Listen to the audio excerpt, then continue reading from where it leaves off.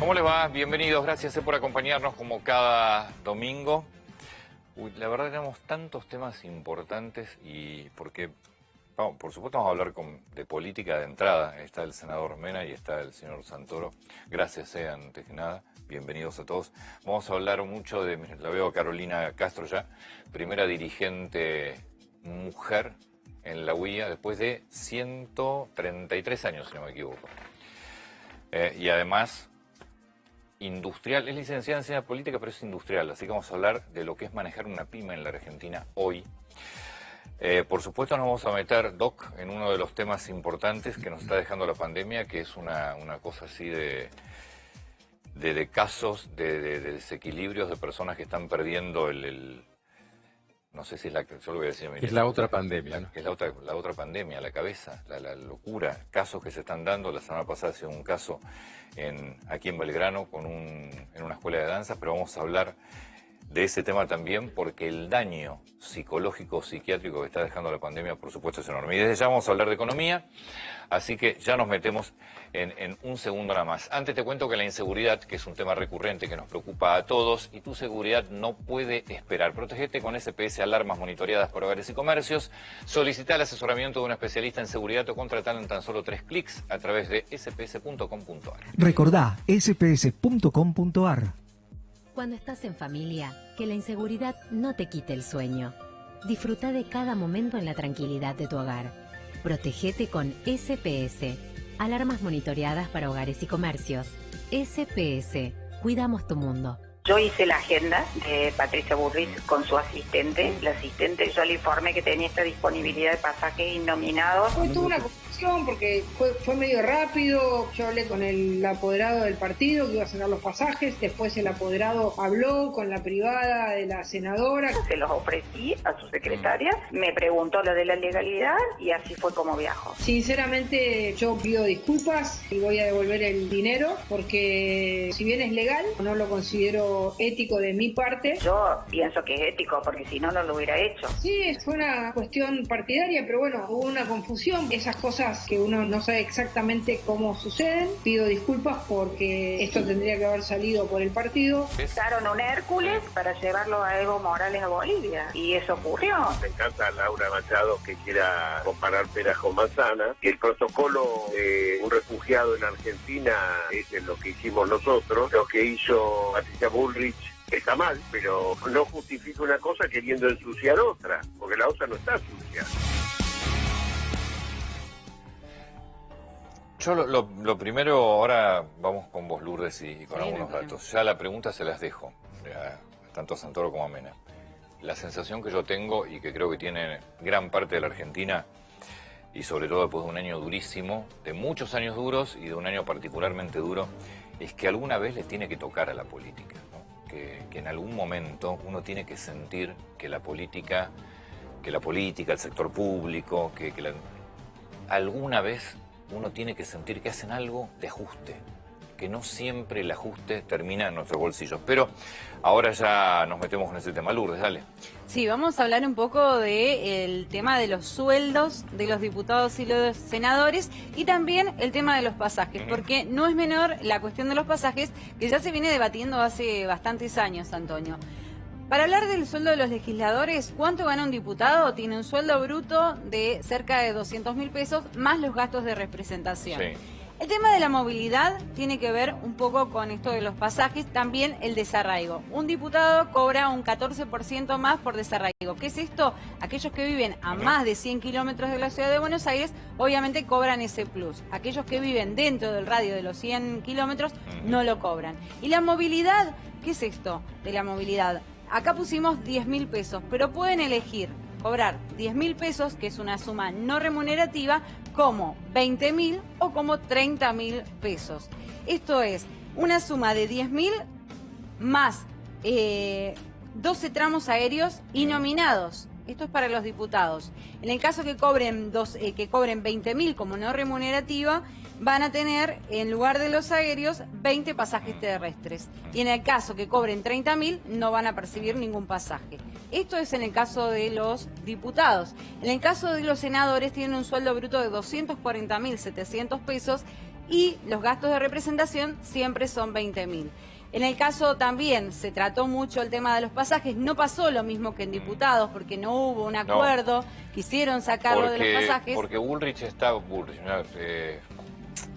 Michetti estaba, quien era la que dirigía la Cámara de Senadores, estaba de viaje. No sé si usted senador era en ese momento ya. No, yo estaba, soy diputado. Estaba de viaje, entonces trató diputados y en senadores decidieron esperar que volviera. Por eso es diferente el acuerdo de diputados. En diputados no hay canjes de pasajes desde hace 2 años o 3. Desde el 2018. Y esos datos requieren alguna aclaración. En realidad el sueldo neto de bolsillo es del orden de 190.000 pesos. Sí, estamos hablando de un bruto acá. Claro, la movilidad, bueno, hay algunos que la cobran, no es mi caso, porque esos pasajes se disponen para gente que pide, sobre todo de las provincias, como mi caso, que estamos a 2.000 kilómetros de acá, ¿no? ¿Para qué están los pasajes? Si no los usa el diputado o el senador. Los pasajes están para movilizarse el legislador desde su ciudad hasta Buenos Aires. Sí, correcto. Y después hay un tramo de pasajes que solicitan entidades, personas de las provincias que necesitan venir por razones médicas y demás, y que si los usan, se entregan, y si no, no se canjean. Eso creo que era una práctica que es cierto que estaba, pero que desde la gestión de Emilio Monzó, que ya no se utiliza. O sea, el pasaje que no se usa, no se usa. No se canjea por dinero. Igual no, por dinero no, pero se usa el pasaje, se puede dar el pasaje. Se puede dar con un límite de 5 pasajes. ¿Ustedes no perciben que en la sociedad en general hay una sensación como que la política nunca termina de ajustar nada y que el ajuste siempre lo hacemos todos nosotros? Siento que hay una deuda de la democracia en relación a la resolución de los problemas concretos de la gente. Que cuando eso se presenta y la gente siente que su situación personal está cada vez peor, se la toma con quien debería resolverlo. Dicho lo cual, te digo, yo no soy diputado nacional, soy diputado de la ciudad. No, está claro. Sin embargo, creo que la política tiene un costo, la democracia tiene un costo económico, y como me enseñó Raúl Alfonsín desde muy chico, creo que estoy dispuesto a defenderla por más que no sea popular. Porque la política la financia el Estado o la financian las corporaciones. Yo sé que esto es un discurso complicado. El tema es, la política tiene que estar puesta al servicio de los intereses de la gente y no de las corporaciones, que son muchas veces los verdaderos empleados de algunos políticos, que son los que generan en realidad la corrupción, porque para que haya corrupción tiene que haber tanto un sector público como un sector privado que se ponen de acuerdo en un negocio, un contubernio por afuera de los intereses de la gente, y fundamentalmente lo que tiene que haber es ejemplaridad. O sea, los dirigentes políticos tienen que ser ejemplares. ¿Ustedes no creen que la política hoy para lo que es la Argentina es cara? Yo creo que lo que la política debería hacer es tener más encarnadura con los problemas sociales. O sea, porque si nos ponemos a discutir el costo de la política, me parece que le erramos el vizcachazo. Acá el tema es, ¿la política resuelve o no resuelve los problemas de la gente? ¿La política intermedia o no intermedia en los intereses sociales? Pero es que yo creo, yo siempre dije que para mí los funcionarios tienen que ganar bien. Claro. Pero tienen que ganar bien en función de lo que hacen. Entonces, yo no sé si la discusión es si es caro o barata. Es lo que vos decís, tienen que resolver los problemas. Listo, no lo resuelven. ¿Es cara o es barata? Bueno, a ver, si vos tenés un dirigente político que en lugar de representar a su ciudad, intermediar en algún conflicto, producir soluciones, aportar soluciones, acercar sectores, no hace nada de eso, gane lo que gane, va a ser caro. Ahora, si vos tenés un dirigente político que se mete en los conflictos, que representa... Mira, yo te voy a decir una cosa, yo con Patricia Bullrich no tengo nada que ver en términos ideológicos. Estoy seguro que no tomó ella la decisión de utilizar esos pasajes para viajar hasta la provincia de Córdoba. Seguramente le dijo a algún colaborador, ocupate de esto, y el colaborador cometió ese error. Patricia Bullrich, que no es una persona que me represente, con lo cual creo que en términos ideológicos tengo muy poco que ver, es de los políticos que está y que trabaja. Y piensa, está en las antípodas de lo que pienso yo. Seguramente. Hay un tema que me parece que es central y tiene que ver, no tal vez con las cuestiones vinculadas a los actos equivocados, corruptos o lo que sea, tiene que ver con lo que piensa la gente de los políticos. Y lo que piensa la gente, reitero, yo hablo como ciudadano, jamás fui funcionario, no tengo perspectiva ni proyecto de serlo, pero lo que a la gente le parece es que la política está por encima de la gente. O sea, que no está creada o hoy no se ha gestado para solucionar los problemas de la gente, porque de hecho tenemos un presente realmente bastante crítico. Duro, sí. Entonces, ¿no habría que reformar esta moral de la política? ¿No habría que reformular la política con una nueva moral? Sí, yo creo en una ética en todo caso. O sea, yo creo que la política tiene que tener una ética que ordene los comportamientos, que ordene el sistema político. La moral es más para las personas. Y en ese sentido creo que el problema es cuando la política utiliza la moral del mercado. La ética pública no tiene que ver con la moral del mercado. Entonces vos me decís a mí, che, ¿esto es caro o barato? Yo no sé si está bien plantearlo, porque un hospital público es caro o barato. No se mide en términos de lo que sale, sino en términos de lo que genera. La diferencia entre el gasto y la inversión, por ejemplo. Si vos me decís, hay políticos que cobran muy poco, pero en realidad, es más, hay políticos que trabajan ad honorem, pero en realidad representan los intereses de grupos económicos. Pero vos sabés que yo no sé si es, no es puntual, hay un político, es la estructura política. Porque no se lo puede poner como nombre y apellido, pues yo, así como Patricia Bullrich, yo creo que más allá de trabaja. Y es honesta, yo creo que Kicillof es un tipo que no se llevó mal, o sea, no es uno por uno, digo por nombrarte a dos opuestos, no es uno por uno, es, la estructura política. ¿Sabés qué pasa, Antonio? No está cumpliendo hace años creo que está, con la que función. En definitiva lo que está, yo coincido, creo que lo que está en crisis es las respuestas que da el sistema institucional. Pero entonces, hay un sistema que no está funcionando. Bueno, tenemos que funciona a medias, tampoco digamos que no está funcionando, porque a ver, el riesgo, ¿sabés por qué? Cuando a mí tu producción me dijo que venía a hablar de este tema, cosa que es un tema incómodo, calculo que muchos dirigentes políticos deben eludir dar este debate. Yo obviamente, como de paso, no solamente soy, sino que parezco y soy austero en mi forma de vida y que yo vengo. Y además vengo para dar un debate que me parece interesante, que es el debate de cómo construimos una democracia que cumple efectivamente con su representación, con su función de representación social y que le dé a los ciudadanos la posibilidad de participar en las discusiones colectivas.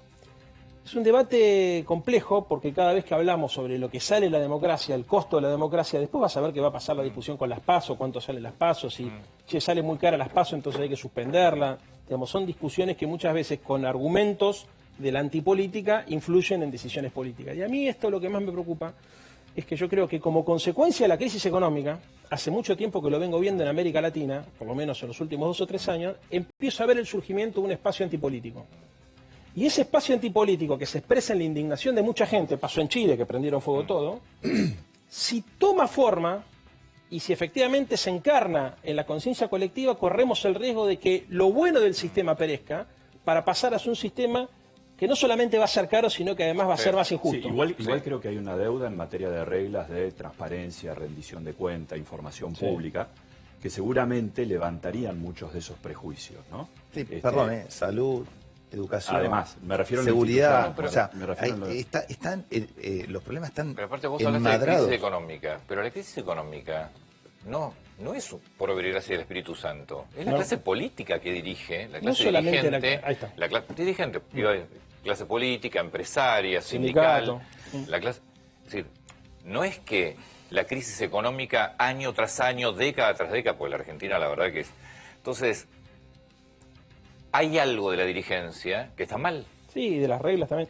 Pero insisto con esto, hay que ser muy cuidadoso porque en esta discusión es muy fácil caer en la antipolítica. Y hay mucha gente que tiene mucha bronca y cada vez que ve un político ve un enemigo. Y si vos en lugar de ver a un representante político ves a un enemigo de la patria, el problema que tenés es que si eso toma cuerpo, ya sabemos lo que ha pasado en otros momentos de la historia. Muchos ciudadanos, se sienten así, ¿eh? No, yo ya lo sé que se sienten así. Muchos ciudadanos se sienten enemigos de la patria. Pero a ver, muchos exactamente. se sienten, o mejor dicho, lo hacen sentir que es lo peor. Porque no hay nada peor que yo hablo de cómo abordamos el tema. Sentir un enemigo. Mirá, yo hablo de cómo abordamos el tema. El problema acá es el siguiente. Hay un montón de demandas pendientes por los últimos 40 años. La pobreza seguramente vamos a coincidir que es el primero, ¿no es cierto? Hay un sector de la política argentina que se enriqueció y que a la gente eso le genera una sensación de impunidad terrible que provoca una crisis de legitimidad del conjunto del sistema. Esto hay que modificarlo, Ahora, cada vez que estos temas se abordan, muchas veces lo que hacemos es personalizamos y en lugar de reivindicar la política y de dividir, bueno, esto que decíamos de Patricia Bullrich, yo de Patricia Bullrich no tengo nada que ver. Ahora, trabaja, es un cuadro político, representa al PRO, o sea, guarda con lo que hacemos porque en el intento de lastimar a nuestro adversario político terminamos lastimando la democracia. Y la democracia y la república hay que defenderla. Voy a coincidir una vez más con Leandro porque esta semana en la provincia del Chubut cambió una regla electoral, por ejemplo, se aprobó una ley que la propuso nuestro bloque, que son 3 diputados sobre 27, la ley de ficha limpia, me refiero, y no estuvo planteada como una norma contra alguien o personalizando, y terminó logrando la adhesión unánime. Es la primera provincia en donde un condenado por hechos de corrupción va a quedar inhibido para ser candidato a un cargo electoral. Bueno, creo que cuando se listan cuestiones y se trabaja desde la buena fe y generando consensos, las cuestiones se pueden solucionar. Hablabas de salud. El sistema de salud en buena medida funciona con un financiamiento que está fuera del Estado, que está en manos de sindicatos, de obras sociales, con lo cual yo creo que hay que poner en revisión todas esas reglas, hay que hacerlo de modo transparente, de cara a la sociedad. Pero son ustedes los que la tienen que poner en revisión, son los políticos, o sea, es la política. Es la sociedad también. Ustedes hablan como si estuvieran, no sé, estuvieran relatando un cuento de los cuales ustedes son principales, ustedes en género. Sí, no, y vos también, propio, porque los medios de comunicación también forman parte del sistema. Pero yo sí puedo contar lo que está pasando. Sí, ustedes no me lo tienen que contar, ustedes tienen que resolverlo. No, a ver, pero no es un problema, no, estás equivocado, no es que la política lo tiene que resolver, lo tiene que resolver la sociedad. A través de la política. A través de la política, pero no necesariamente la política es exclusivamente la política partidaria. No, la política. Lo que pasa es que la política está formada por política partidaria también. Sí, por política partidaria. Entonces, hay lobbies, hay instancias de representación. Vas a hablar seguramente después, con una representante de la Unión Industrial Argentina, que forma parte también de la... No la señora, sino... La Unión Industrial Argentina forma parte del debate político sin duda, argentino. Quienes gestionan, quienes administran son los responsables. O sea, a ver, yo soy abogado. Vengo a acompañarlo algún domingo acá, Antonio. O sea, es muy acotado lo que yo puedo hacer. ¿Yo sabes qué hago? Pago mis impuestos. Si me mandan impuestos por la nuca al hogar, pues no tengo ningún tipo de problema. Ahora, la sensación que la política está por encima de la gente es innegable, y eso es lo que tienen que cambiar, y no somos nosotros los que lo tenemos que cambiar, o sea, nosotros vamos a cambiarlo con el voto, pero ojo, vamos y votamos. Es una respuesta individual, Leandro, déjame, yo me quedé escuchándote y queda en una duda, en serio, esto por favor, no es crítica, no es partidario, pero en definitiva yo escuchaba del otro lado, ¿no? Y estábamos hablando de salud, educación y demás. Quizás la gente piensa más simple, ¿no? Necesita si puede comer, si se puede tratar y demás. Y los mira a ustedes, los admira, es decir, los mira por delante. Yo me quedaba después, vos hablaste de Alfonsín, de esto y el otro, y yo me quedaría cuando estoy pensando, no sé si puedo hacer la compra del fin del día, que en definitiva lo estoy esperando de ustedes, no de Antonio, no de Fernando y decididamente menos de mí. La pregunta es, ¿ustedes se sienten protagonistas de ese cambio o son relatores? Te puedo contar, mira, porque yo sabía que esto iba a pasar y te traje 3 leyes que yo presenté en la legislatura porteña sobre este tema. Primer ley, modificación de la ley de ética pública para plantear la incompatibilidad y el conflicto de intereses de funcionarios que tienen sociedades offshore y que además cumplían funciones en el Ejecutivo. La presenté en el año 2018, cuando te acordás que Díaz Gilligan, que fue un funcionario del macrismo, perfectamente, que le encontró en offshore, presenté la ley, no tiene ni siquiera despacho de comisión, 2018.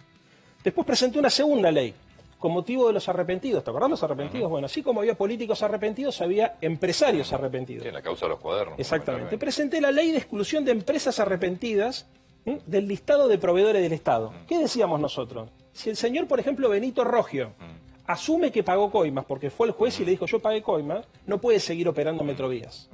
O si el señor Bennaza, por ejemplo, asume que pagó coimas, no puede seguir construyendo la línea H. La presenté en la legislatura porteña. No tuvo ni siquiera despacho de comisión. Y tercera propuesta que presentamos, la creación de una comisión investigadora sobre la obra pública y los contratistas del Estado, porque, por ejemplo, el señor Calcaterra, que también había sido... Ahora, te olvidaste de todos los empresarios kirchneristas. Va para los kirchneristas también. No, pero no mencionaste ninguno. Bueno, pero lo que pasa es que no son contratistas del Estado de la ciudad. Ah, bueno, no, del Estado Nacional. Pero yo soy diputado de la ciudad. Bueno, nosotros no estoy haciendo la chicana. Yo soy diputado de la ciudad. Sí, cierto. Leandro, bueno, entonces, como diputado de la ciudad hice esta presentación. Ninguno de los 3 proyectos, ni la comisión investigadora, ni la exclusión de las empresas arrepentidas, ni la modificación de la ley de ética pública, o sea, ¿y sabes por qué lo hago? Ahí estás confirmando lo que estás diciendo. Es buenísimo que lo hayas dicho. Ahí estás confirmando lo que nosotros estamos diciendo. Que vos has presentado cosas interesantísimas y que de golpe no ha habido una respuesta. ¿Me dejan ir a buscar a Carolina? Muchas gracias, Muchas gracias. Bueno, gracias. Leandro, pobre, lo traemos siempre... No, pero igual yo lo valoro. Sos una de las pocas personas que siempre, tema que le plantees, viene y habla y da la cara. ¿Cómo estás? Bien. Vos sos licenciada en Ciencias Políticas. Sí. ¿Y cómo estás en una pyme? Es una autopartista, además que obviamente que... provee a las principales automotrices de la Argentina. ¿Cómo de la licenciatura en Ciencias Políticas terminás en una pyme industrial? Sí, es raro, ¿no? A ver, elegí la carrera porque era una carrera para mí era muy formadora, que veíamos un poco de historia, un poco de filosofía, bueno, y los temas más clásicos de la ciencia política, y siempre me sentí industrial, vengo de una familia industrial, y en ese momento... Familiar. La empresa es familiar, tiene 60 años. Más difícil todavía. Y en ese momento decidí por algo que me formara, y decidí por ciencia política. Y después llegó la crisis del 2001, 2002, yo estaba terminando la carrera, momentos muy difíciles para la Argentina, momentos muy difíciles para un joven para insertarse laboralmente. Yo empecé a ir a la empresa de a poquito, 4 horas, 6 horas, era un momento en el cual teníamos a la gente suspendida, habíamos reducido bastante la cantidad de gente durante la década del 90, así que llegamos a nuestro piso histórico más bajo de empleados, y era un momento muy duro, y me sentí muy comprometida con eso que estaba pasando, empecé a trabajar, y de a poco la Argentina empezó a remontar, año 2003, 2004, y cada vez había distintas cosas para hacer y proyectos para encarar, y allí me quedé. Y te convertiste en la primera mujer en 133 años de la Unión Industrial en estar dentro de lo que es su comité directivo. Sí, el año pasado en la UIA se eligieron autoridades, como se eligen cada 2 años.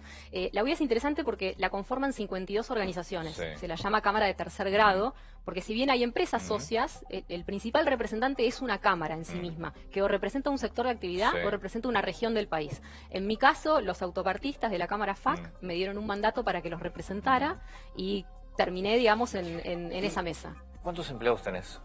522. Es una empresa grande.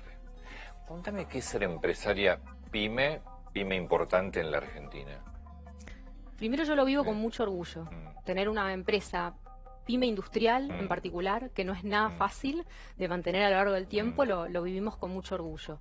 Es difícil, se trabaja muy duro para que la empresa esté bien. En la Argentina siempre hay épocas de vacas gordas y épocas de vacas flacas, y tenés que saber administrar muy bien esos momentos y no equivocarte. Creo que la Argentina tiene una capacidad empresarial y una capacidad de talento y una fuerza laboral con mucho talento, y me permito ser, digamos, con cierta esperanza, tener cierta esperanza respecto de las posibilidades que tenemos como país, ¿no? Porque lo veo todos los días en mi empresa y en la empresa de colegas y en las terminales automotrices que luchan por conseguir una inversión para la Argentina, y muchas otras empresas en la misma situación. Fácil no es. No es fácil en Argentina. Fuiste funcionaria también, ¿no? Sí. Estuviste en el gobierno anterior en el Ministerio de Producción. Sí, fui subsecretaria PYME. Yo llegué a la UIA hace 10 años. De ahí empecé a formar parte del grupo joven. La UIA tiene hoy un grupo de jóvenes industriales muy interesante, con más de 80 representantes. La UIA Jóvenes es realmente un lindo semillero dentro de la UIA, un lugar en donde se forma mucha gente, con una gran participación de mujeres, más del 40% claro, eso es son importante, mujeres. como en la UIA adulta no hay casi. No, pero bueno, tenemos esperanza ahí también, porque digo, cada vez hay más mujeres empresarias industriales, y fui presidenta del área joven. Y con el gobierno de Macri me llamaron para la subsecretaría PYME. Había sido para mí un momento muy, muy raro, si querés, nunca me lo esperaba, pero como me interesa la cosa pública, acepté, y la verdad que fue una experiencia muy linda. ¿Entienden los gobiernos que la Argentina se hace con las pymes? Es una buena pregunta. Yo creo que sí, pero creo que le cuesta a la Argentina, a la dirigencia política y la dirigencia en general, encontrar esos acuerdos y esos consensos que necesitamos para que la política pública genere los incentivos que necesita una pyme o una gran empresa, porque no nos olvidemos que somos cadenas de valor. Se necesita la gran empresa, la mediana y la chiquita, ¿no? En el ecosistema. Lo que pasa es que la mediana y pequeña es el 70% de los empleos en la Argentina. Sí, absolutamente, pero muchas de ellas dependen también de inversiones de grandes, de transnacionales. Me acuerdo yo siempre, en una charla con Herrero, el CEO de Toyota, el tema de impuestos. Y siempre sacaba un ejemplo, yo lo recuerdo mucho, era una pieza de un asiento que tenía 7 pagos de ingresos brutos en el trayecto. ¿Cómo se hace para producir en la Argentina con la brutal presión tributaria y ser competitiva? Bueno, eso es lo que hace que un vehículo tenga un 50% de impuestos cuando vos lo vas a comprar. Una parte importante de eso viene por la cascada que se genera con ingresos brutos que te comentó Daniel Herrero. tenemos una presión fiscal en lo que es la economía formal muy, muy alta, de niveles de los países más desarrollados, cuando vas a lo formal, ¿no? Después cuando ves en el total del Producto Bruto es menor. Es muy complicado. La Argentina necesita una reforma tributaria que la lleve de un sistema absolutamente regresivo a uno más progresivo. ¿Y reforma laboral? Mira, en términos de lo que es laboral, yo creo que nosotros tenemos una ley de contrato de trabajo que garantiza ciertos derechos y una cierta protección, y yo creo que esa ley de contrato de trabajo no tiene problemas. Yo lo que creo que tenemos que hacer es mirar aguas abajo, en cada una de las empresas, en los convenios colectivos de trabajo, de qué manera logramos hacer algunos cambios para mejorar la manera en la que trabajamos. Porque nuestros convenios colectivos de trabajo tienen más de 40, 50 años. Fueron firmados en la década del 70. Trabajos que hoy ya no existen en muchos Totalmente. casos. Y no porque sean viejos son malos, porque digo, hay muchos textos que rigen normativamente y tienen muchísimos años y está bien. Punto, pero en lo que hace a las relaciones laborales, en la organización del trabajo, la manera en la que trabajamos cambió absolutamente de la década del 70 a esta parte. Entonces nosotros necesitamos empezar de alguna manera a ir viendo qué cambios podemos hacer a nivel de cada uno de los sectores para mejorar nuestra productividad. La agenda de productividad es una agenda de la cual nunca se habla y es súper importante si queremos lograr exportar más, generar más empleo, algo que no estamos haciendo. Nadie se mete con una reforma tributaria, ningún gobierno apuesta a bajar impuestos, pues está claro, y cuando vos hablas de reforma laboral, automáticamente los sindicatos te dicen ni se te ocurra. Bueno, yo no los veo tan así. Yo creo que hay muchos sindicalistas que están de acuerdo en que hay que mirar cada uno de los convenios colectivos de trabajo y en repensar las maneras en las cuales trabajamos hoy. Digo, muchos sectores están con un problema de empleo muy grande. Enorme. La Argentina, desde el 2011 a esta parte, el único que ha generado empleo ha sido el sector público, los provinciales y los municipales en particular. El sector privado no creó empleo. Eso es algo que hay que poner arriba de la mesa y preguntarnos por qué eso es así y cómo hacemos para cambiarlo. Y cada uno tiene que poner algo, ¿no? Y dar lo suyo. ¿Hace cuánto que no se arma una empresa en la Argentina? El otro día estábamos hablando con Esteban Domecq. Y daba ¿cuántos años que no se arman empresas en la Argentina? Bueno, y ahí te doy un ejemplo sectorial. Cuando la Argentina decidió una política de Estado para promocionar un sector como fue el del software, la Argentina logró generar una cantidad, en términos de calidad y de cantidad, de unicornios como ningún otro país en Latinoamérica. Y eso fue gracias a una política de Estado, que fue la ley del software, que hoy es ley de economía del conocimiento, que fue mejorándose a lo largo de los años. Cuando tenemos capacidad empresarial, Antonio, cuando nosotros nos decidimos y metemos una política pública que incentive un sector, ese sector despega. Pero yo lo que no entiendo, y siempre me planteo lo mismo, cualquier gobierno debe querer que funcionen las cosas. Digo, pero por el simple hecho de no irse, por el simple hecho de no irse. Es decir, por el simple hecho de que me sigan votando y no... Por ese hecho yo creo que me vayan bien las cosas. Hacen las cosas mal, ¿por qué? Es decir, no entienden, no conocen, de vuelta, no saben lo que es una empresa, lo que es pagar un sueldo, no saben... Yo no creo que sea falta de capacidad, tampoco creo que sea falta de ganas. Creo que si vos mirás, pensémonos más geopolíticamente, ¿dónde está la Argentina en el mundo? ¿Qué somos como país? Y mirás a tu alrededor y pensás, en los últimos 40 años, ¿cuántos países se desarrollaron? ¿Cuántos países lograron salir de esquemas, digamos, en donde tenés una pobreza que la que tenemos nosotros? Son muy pocos. O sea, el desafío del desarrollo para la Argentina y para cualquier país del mundo, y en esta condición en la que estamos hoy, es algo súper dificultoso. Entonces, yo estoy convencida de que ahí no se sale con un gobierno, no se sale con un ministro, ni con el superministro, se sale con acuerdos y con consensos. Y ahí es toda la dirigencia política. Creo que coincido con Santoro. Digo, somos los empresarios, son los sindicalistas, es la oposición y el oficialismo, las dos coaliciones. Pero vos ves la historia de la Argentina en los últimos 40, 50 años, si querés, la Argentina viene así. No lo hemos logrado. Claramente no lo hemos logrado. En los últimos años todos nuestros indicadores empeoraron. ¿Cómo haces para producir sin crédito? ¿Cómo hace una pyme hoy si quiere producir si no hay crédito? Hoy, ayer, hace un año, hace 5 años. La Argentina no tiene crédito estructuralmente. O sea, nosotros, si vos medís la cantidad de crédito que hay al sector privado no financiero como porcentaje del Producto Bruto, con toda la furia, en el mejor año estás en un 15%. Hoy estás rondando un 10%. Ese nivel de crédito lo tienen los países subsaharianos. ¿Está bien? Entonces, frente a esa situación, se hace obviamente muy difícil. Se hace difícil competir, porque competís con mercados en donde de la mano de un producto de calidad el empresario está entregando una financiación porque se da vuelta y tiene un sector financiero que lo financia o un Estado que está ahí para ayudarlo. Y menos impuestos. Nosotros no lo tenemos. Entonces, ¿qué pasa con el empresario argentino? Porque sí se han hecho algunas inversiones, no tantas como necesitamos, pero se han hecho. Se hacen con capital propio. La mayoría de las pymes argentinas reinvierten sus utilidades.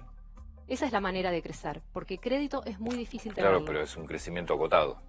No podés dar vuelta, no podés dar vuelta en el perímetro, no podés agrandar la torta crédito, si no resolvés el tema del crédito. ¿Cómo fue la pandemia para el sector de ustedes? Contame para tu empresa. ¿Tuvieron que cerrar en algún momento? Tuvimos que suspender, como toda la industria automotriz. Abril fue un año que vamos a recordar en nuestra historia por siempre, porque fue un año de cero producción de vehículos en Argentina. Cero. Todas las terminales cerradas, cero producción. En nuestra historia no hubo nunca un mes así. Y por supuesto todas las empresas cerradas y negociando suspensiones con los sindicatos, porque no hay manera de sostener una plantilla cuando vos no tenés ningún ingreso. Y en ese momento fue que el gobierno empezó a pensar en la idea del ATP, instauró una ATP que en buena hora tenía que estar, era necesario, sigue siendo necesario para muchos sectores de actividad que todavía están muy mal, y el ATP ayudó muchísimo, ayudó para no tener que desvincular, para no hacer cierres. Fue un mes muy duro. A mediados de mayo logramos la reapertura, empezamos a trabajar de vuelta con protocolos muy estrictos, y hoy estamos en un nivel de producción... Con costos mayores, además, ¿no? Por los protocolos... Costos muchísimos más altos. Nosotros hoy tenemos un 20% de ausentismo. Muchas empresas están con ausentismos muy altos. Entonces, cuando se te recupera la actividad con ese nivel de ausentismo, está muy difícil, lograr la producción. Tenés que colocar transporte, porque desapareció el transporte público, que es el que usa la gente para ir a trabajar. Una serie de ineficiencias, si querés, en la producción que estamos teniendo, pero bueno, es la manera que tenemos hoy para producir, y yo estoy contenta que estamos produciendo, porque abril y mayo fueron meses muy difíciles y no podemos volver ahí, necesitamos seguir trabajando. Y la industria automotriz este año va a estar haciendo menos de lo que hizo el año pasado, y el año pasado hacía menos de lo que hizo el año anterior, y si te remontás del 2011 a esta parte, fuimos reduciendo nuestra producción de autos. El año que viene, si tenemos suerte, vamos a estar haciendo lo mismo que hicimos el año pasado. Cuando todos los países de la región, salvo algunas excepciones, están todos creciendo. Bueno, la buena noticia para Argentina es que Brasil empieza a repuntar. Eso siempre es buena noticia para nosotros. Sabemos que si ellos estornudan, nosotros nos resfriamos y lo mismo viceversa. El sector automotriz es clave. Absolutamente. Sí. Carolina, muchas gracias. Un placer. Gracias por la invitación. Muchas gracias, por favor. Bueno, ya nos vamos a meter en un tema, al principio del programa les contaba, ¿no? Lo que se está viviendo en nuestro país. Yo creo que producto de la pandemia también es un efecto que tal vez uno ve siempre el económico, pero hay uno que está acá, en la cabeza, que nos está también complicando mucho. Y además vamos a meternos dentro de lo que es esto, en lo que es el acoso, el grooming, algo que pasó esta semana en el Congreso importante. En la vida tenemos un plan para todo, Planeamos las vacaciones, planeamos mudarnos, tener un hijo. Hoy tengo un nuevo plan, cambiarme a Louis Pasteur. En Louis Pasteur tuvimos un gran plan hace 45 años, convertirnos en una obra social de excelencia, con los mejores expertos en medicina, atención personalizada y centros propios y exclusivos. Planea cambiarte. Louis Pasteur, cuidamos tu salud. Al virus lo paramos entre todos, cuídate, cuidanos, por tu salud y por la de todos. Hoy, más que nunca, no bajemos los brazos. Cuando salgas de casa, pensá que ellos llevan días sin dormir. Hace semanas o meses que no ven a sus seres queridos. Seamos responsables y solidarios, por nuestro personal de salud y por todos nosotros. No demos ni un paso atrás. San Juan.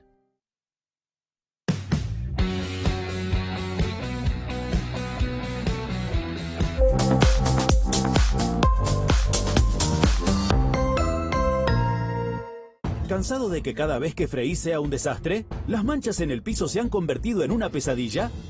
Cortemos con este drama. Ahora con Procenex Pisos Antigrasa, limpiar el piso de tu cocina es más fácil que nunca. Su fórmula contiene potentes aceleradores de limpieza que disuelven la grasa mejor que tu limpiador habitual. Procenex Antigrasa, limpieza que se siente, ahora sin dramas. Para desinfectar tu casa, usa Procenex Original, efectivo contra el virus SARS-CoV-2. Empieza el calor y tus piernas están tan blancas que no te queda otra que taparlas. Lucí tus piernas con Goicoechea Cover, la primera base para piernas que unifica el tono de manera natural. Disimula aranitas, hidrata e ilumina. Piernas con un brillo especial al instante. Probá Goicoechea Cover.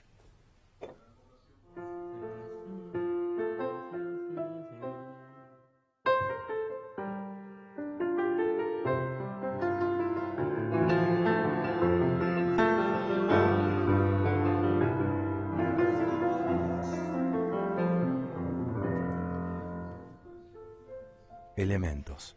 Vos sorprendiéndote a vos. Muchas frutas y mucho color, es pura diversión. Llegaron las gelatinas Ja, para que tus días tengan más sabor. Frutilla, cereza, frambuesa y naranja. El sabor más divertido. Hay momentos en la vida que te marcan. A vos, ¿qué te marcó en la vida? Hacé que esas marcas queden en tu historia, no en tu piel. Cicatricure Gel con tecnología regeneradora reduce cicatrices de quemaduras, operaciones y estrías, mejorando su textura, tamaño y color. Un embarazo, una pasión, un desafío, una experiencia, dejan marcas. Ahora que cicatrizó, quiero que desaparezca. Cicatricure Gel. Prepárate para lo que viene. Alical, doble acción, doble alivio.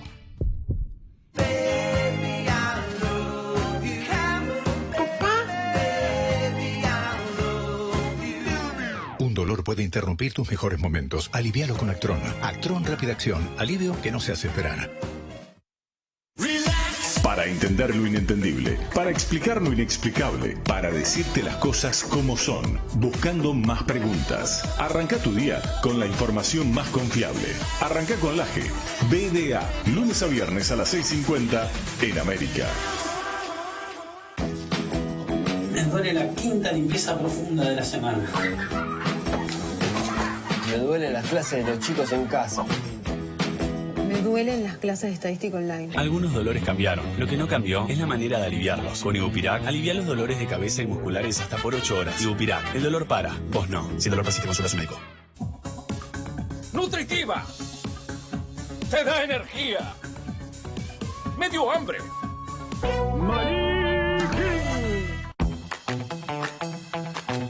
Ellos ya arrancan con ganas. Por eso, llega un desayuno con toda la diversión para acompañarlos. Nuevos cereales Arcor, guardianes del planeta. Con divertidos personajes y riquísimos sabores. Despertá lo mejor todos los días. Encontralos también en arcorencasa.com. El perfume y la suavidad que acompañan a tu ropa tiene un precio que te acompaña a vos. Solo 99 pesos, precio sugerido. Suavizante Querubín Premium. Imbatible en calidad, imperdible en precio. Acteol presenta su nuevo repelente de insectos en aerosol. Su fórmula de larga duración protege hasta 6 horas de los mosquitos y contiene glicerina para cuidar tu piel. Descubrí Acteol en aerosol y en crema.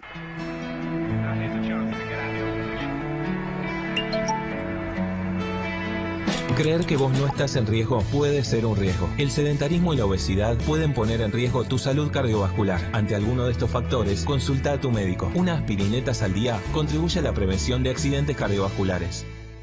Este domingo, en Living in America, ¿quién mató a María Marta García Belsunce? Habla en exclusivo John Hartig, hermano de la víctima. A poco de ser juzgado Nicolás Pachelo, ¿qué piensa su abogado? Testimonios exclusivos sobre un crimen que tras 18 años no encuentra culpables. Se abrió un espacio para reflexionar.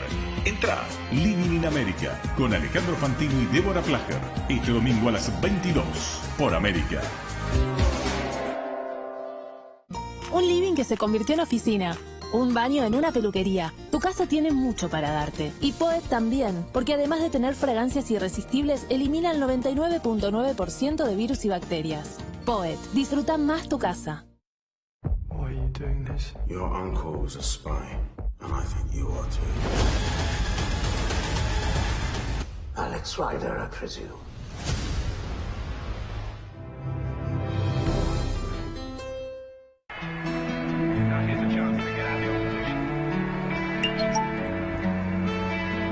Creer que vos no estás en riesgo puede ser un riesgo. El sedentarismo y la obesidad pueden poner en riesgo tu salud cardiovascular. Ante alguno de estos factores, consulta a tu médico. Unas aspirinetas al día contribuye a la prevención de accidentes cardiovasculares. Para desafiar a la gravedad en tu piel, Cicatricure Gold Lift.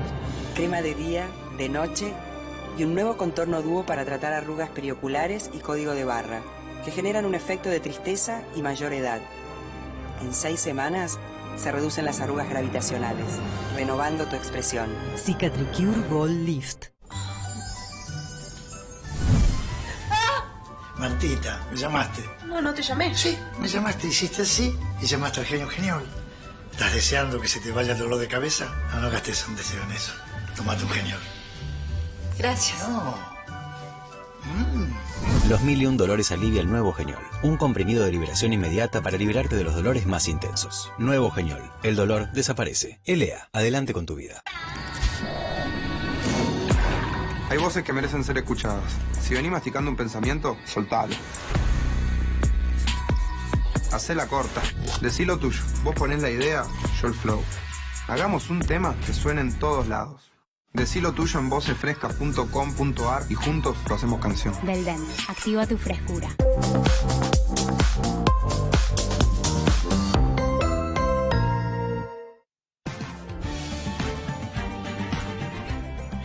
¿Sabes lo que es un broker de seguros? Grupo Gaman te asesora para contratar las mejores coberturas con los costos más eficientes en aseguradoras de primer nivel. Hoy más que nunca, resguarda tu patrimonio y el patrimonio de tu empresa. Grupo Gaman, la fortaleza de un equipo. Somos un equipo de capitales nacionales con 22 años de trayectoria, 130.000 clientes, 450 asesores de seguros y más de 190.000 siniestros gestionados profesionalmente. Grupo Gaman, la fortaleza de un equipo.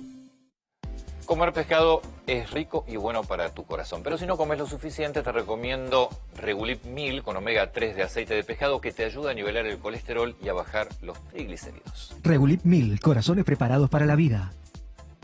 Comer pescado es bueno para tu corazón. Y si no comes suficiente pescado, te recomiendo Regulip 1000 con omega 3 de aceite de pescado que ayuda a nivelar el colesterol y a bajar los triglicéridos. Regulip 1000, corazones preparados para la vida. Hace, yo te diría, varios meses que nosotros, por suerte, venimos haciendo mucho hincapié en lo que es la educación y el problema de haber cerrado las escuelas en lo presencial. Cada vez que yo digo, un año vamos a cumplir un año sin clase, enseguida, no, pero clases hubo. La verdad no. La verdad, la educación virtual no es la presencial. Y para la educación en serio hace falta la educación presencial, sobre todo cuando vos vas viendo que en los países principales la educación nunca se cerró con la magnitud que se cerró en la Argentina. En la Argentina vamos a cumplir un año entero sin educación presencial, con educación virtual, muy irregular, muy diferente para muchos chicos, con más de 1,5 millones de chicos que nunca se conectaron a las escuelas. Y encima cuando ves la segunda ola que está pasando en Europa, en general, los países empiezan a cortar actividades, pero nunca la educación. Porque además se comprobó que las escuelas no terminan siendo un foco de contagios. Y sobre todo, si las preparas, mira que hemos tenido tiempo en la Argentina.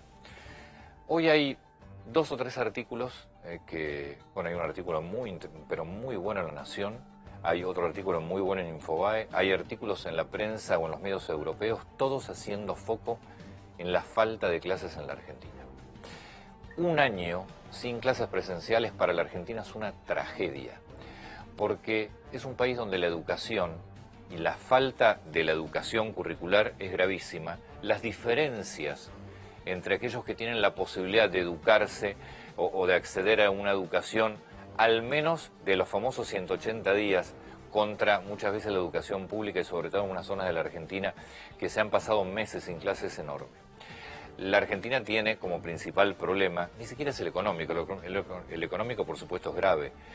Lo social, y dentro de lo social la falta de educación es lo que hace que la Argentina no tenga ni siquiera un futuro previsible para una enorme cantidad de los chicos que lamentablemente, sin haberlo elegido, porque nadie elige el lugar donde nacer, no tienen prácticamente futuro. Y sin embargo, hemos pasado un año sin clases. Entre los responsables, por supuesto, está el propio gobierno y sin duda alguna muchos sindicatos, que ante cualquier posibilidad de volver han trabado todo. Yo no sé si el gobierno, si los políticos entienden, y acá es lo que hablamos al comienzo del programa, la deuda de esto es lo que no entiende la política en general, y la política junto con los sindicatos también, Lo que se percibe es que vive en otro mundo. Es decir, la pérdida de un año completa de educación, de colegios, porque se perdió, porque la educación virtual no lo podés tomar como clases presenciales, porque además los chicos en lo presencial no es que además aprenden mejor porque interrelacionan con compañeros, con los docentes, se forman. Bueno, esto es gravísimo, pero ¿saben lo que es más grave todavía? Que ni siquiera saben cuándo van a empezar las clases o cuál es el protocolo, cómo ambientarlos, porque la verdad es que uno a esta altura tiene que entender que tal vez no haya vacuna, o tal vez la vacuna no funcione como... ¿Y cómo vamos a seguir?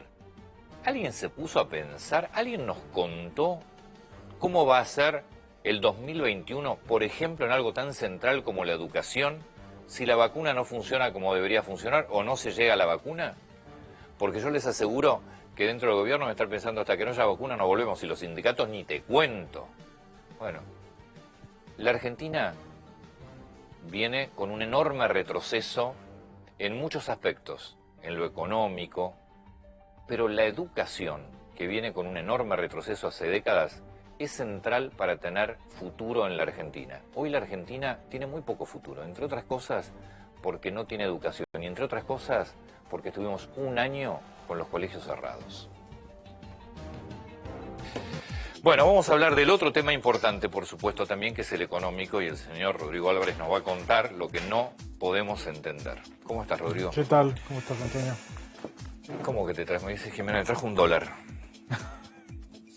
¿Qué pasa en la Argentina? ¿Me puedes explicar? ¿Por dónde crees que empecemos? Por lo más sencillo. Trata, a ver si lo podemos entender desde lo fácil. Bueno, un tema es la inflación, la inestabilidad nominal, que no podemos hacer pie con los precios. Y ahí lo que hay que entender, estaba escuchando muy atentamente la entrevista anterior con Carolina, y creo que hay, hay una dimensión que es la superficial, que es detrás del proceso de suba de precios, claramente está el deterioro del valor del peso. Los bienes no suben, lo que pierde valor constantemente es el peso. Y ahí es como un iceberg. La punta de ese iceberg es que el peso... Está bien, pero explícame en lenguaje, ¿por qué el peso pierde valor? El peso pierde valor porque en la Argentina no logramos un acuerdo económico-social que defina cuál es el tamaño, y ahora te voy a explicar por qué vos me mirás con cara por dónde voy a salir. No, si sabe por qué pierde valor el peso, automáticamente lo va a llamar el presidente en menos de 3 segundos. No, pero es un problema, es un problema estructural, porque no nos ponemos de acuerdo en el tamaño del Estado que queremos, en cómo vamos a financiar ese Estado, en la carga de impuestos que queremos cargarle al sector privado, que permita que las familias ahorren, que trabajen en el sector privado formal. Está claro que las empresas... todo lo que está hoy no sirve, por lo visto. Bueno, es que no. Vamos a un ejemplo concreto. Estamos hablando de la cuarentena. Sí. Hay que parar la economía 7 meses. ¿Cómo se financió? 7, el tiempo que se decidió parar la economía. ¿Cómo se financió? Y bueno, la Argentina no tiene ahorro, no tiene nada, se emitió dinero. Se emitió dinero. Entonces, esa emisión de dinero, todos estábamos de acuerdo que había que atender la situación de los más vulnerables, que había que atender la situación de las empresas. Se emitió dinero. Ese exceso de dinero después genera que la gente no lo quiera tener porque, y acá saco, y vamos a hacer un ejemplo bien práctico. Tengo 200 pesos y $1. ¿Sí? cuáles son las funciones que tiene que tener el dinero y por qué la gente no quiere tener pesos. Mantener el poder de compra. La primera es servir para transacciones. Yo quiero comprar un celular, ¿puedo usar los pesos para comprar un celular? Sí, tenés que llevar muchos, pero paquete, lo puedo utilizar. Sí, pero sirve. Unidad de cuenta para referencia de los precios. No. Si te hablo de un departamento, no. Una computadora, no. Un celular, no. Un auto, no. Sirve para algunas cosas y para otras no sirve. Ahora, de reserva de valor. ¿Qué vale más hoy? ¿Un peso o un dólar? ¿O un peso o 200? ¿Un dólar o 200 pesos? No, hoy no. Te fuiste a la convertibilidad. Hoy, el dólar, lamentablemente.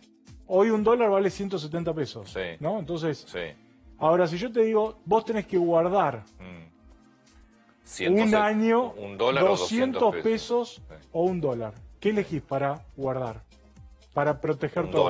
Un dólar. A un año. Sí. Vos me decís, un año es mucho tiempo. 6 meses. Sí, un dólar. Así todo sea menor el valor. Bueno, entonces la gente no quiere el peso y cuando se produce este deterioro, el proceso inflacionario se acelera. El proceso, el peso pierde funciones y cuanto más funciones pierde, la gente quiere tener menos peso. Está bien, pero yo ahí te digo, bárbaro. Vos empezaste diciéndome, hubo que parar la economía.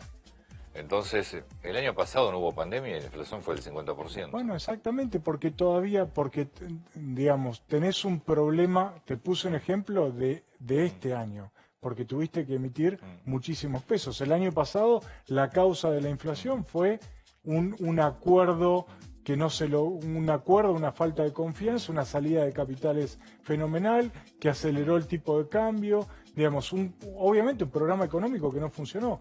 Como no funcionó el programa anterior, tampoco está funcionando este programa económico. ¿Qué programa?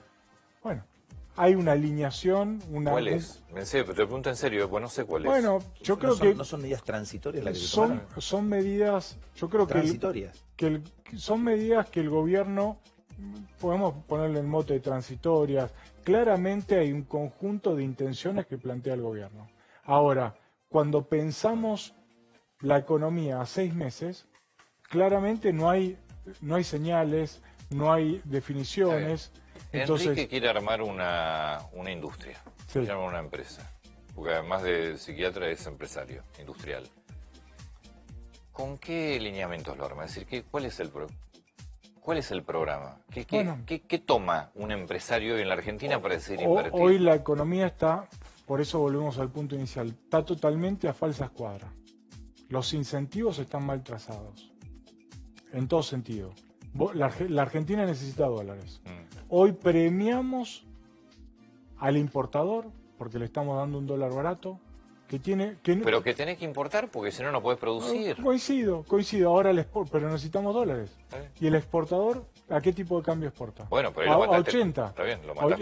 Bueno, lo matás con impuestos, entonces los incentivos no son simétricos. Son muy desiguales. Bueno, al que quiere invertir hoy, el nivel de inversión, ¿tenemos financiamiento? Una empresa grande que quiere crédito, no lo tiene. No, hablábamos con Carolina. Entonces...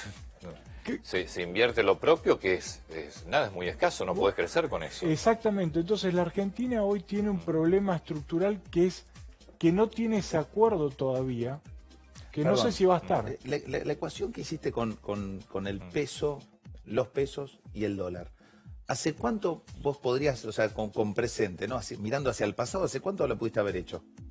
Bueno, ¿Desde qué año? De 2001. Bueno, 2001. Desde 2001. No apareció nadie que diga, che, el secreto es este, esto se puede secreto modificar. Es bajar la inflación. El secreto es bajar la inflación. ¿Cómo bajamos la inflación? Armando un esquema económico, una estructura económica lógica. No la logró el macrismo, no la está logrando, digamos, a pesar de los problemas que tuvo este gobierno, no la está logrando. No logra generar la confianza. Pensemos que hace un año, un poco más de un año, el dólar estaba a 40 y había uno solo. Entonces, esa es la punta del iceberg, pero cuando vamos a los problemas estructurales, todavía no nos pusimos de acuerdo en cómo vamos a financiar el año que viene el presupuesto, cómo vamos a hacer para financiar el ajuste que el Fondo Monetario me está pidiendo, cómo vamos a hacer para generar dólares, un conjunto de dudas que al momento de tomar las decisiones de inversión, hoy la verdad que la Argentina claramente no te genera esa alineación de incentivos que vos necesitas para hacer inversiones, para sacar a los 4 millones de trabajadores que están hoy desocupados, con 50% de pobreza. Está bien, pero fíjate, de vuelta, tomo los datos que nos ha dado Carolina, que igual son los datos que se conocen públicamente. Desde 2011 no se crea empleo genuino privado. Sí. Sí, hasta ahora el empleo que se creó desde 2011 a esta parte es empleo público, fundamentalmente provincial y municipal, y algo del nacional, pero no se crea empleo privado. Entonces, digo, hay un problema de la dirigencia enorme en la Argentina. Pero vos sabés que cuando vos pusiste el ejemplo, ¿qué pasa si Enrique quiere hacer una industria? Yo me quedé pensando en lo que hablábamos antes con los dos políticos, y en realidad el gran tema, que vos empezaste por ahí, si no tenemos un marco regulatorio, ¿por qué yo empezaría a pensar en armar una industria? Bueno, pero eso es lo que está pasando, que nadie piensa. Por eso del 2011 no se crea empleo, Bueno, deja el empleo genuino. Es decir, más allá de que cueste 100 o 200, y perdón, y eso, es que directamente, ¿por qué haría algo que yo sé que va a ir en contra de mis posibilidades? Ya lo sé porque lo aprendí de mi persona, de mi padre. Absolutamente. El problema es que hoy tenemos que responder estas preguntas que no tienen una respuesta sencilla. No tiene una respuesta sencilla, porque esto también hay que plantearlo, en una economía que es cada vez más chica, ¿no? Entonces, no es que gestionar... La respuesta no es sencilla, o no es sencilla pagar el costo político de la dirigencia de hacerlo. Las dos cosas. Es costoso achicar el Estado. Es costoso achicar el Estado, pero también tenemos que tomar definiciones, porque hoy se está discutiendo la movilidad jubilatoria. Y hay que tocarle el bolsillo a los jubilados. Como siempre. A los jubilados. Una locura, no, pero una locura. Pero digamos, también tenemos que pensar... Después contar el costo del Estado con los juicios, ¿no? Bueno, entonces, lo que tenés que pensar es cómo gestionás la Argentina con un tamaño de la economía que en los últimos 2 años se achicó un 20%. Un 20%. Y este año se va a achicar un 14% más. Con menos empresas, con más trabajadores desocupados, con más pobreza. Entonces, en la perinola salió todos ponen. Vos sentás en una mesa empresarios y sindicalistas... Todos menos la política, ¿no? Bueno, menos la estructura, menos el la elección de la Estado. política también, perdóname, a elección de la política. Cuando yo ya hablaba de enemigos, con Santoro precisamente me refería a eso. O sea, hay gente que siente que es enemiga de este país. Bueno, pero el punto de fondo es que hoy sentás empresarios y trabajadores, y un empresario tranquilamente lo puede mirar a los ojos a un trabajador y decir, el valor de mi empresa en los últimos 2 años se pulverizó en la Argentina. Sí, y el trabajador le va a decir, y el salario se pulverizó. Claro. Entonces, digamos, acá claramente esos sectores se están perdiendo, y del otro lado vamos a tener la gente en situación de vulnerabilidad, que es cada vez mayor. Entonces, claramente, por eso decía que al principio, lo que está debajo del iceberg inflacionario es que la Argentina no es viable tal como está planteada. ¿Sí? Entonces, hoy vamos a salir a decirle a las grandes fortunas que tienen que poner más plata. Delirio.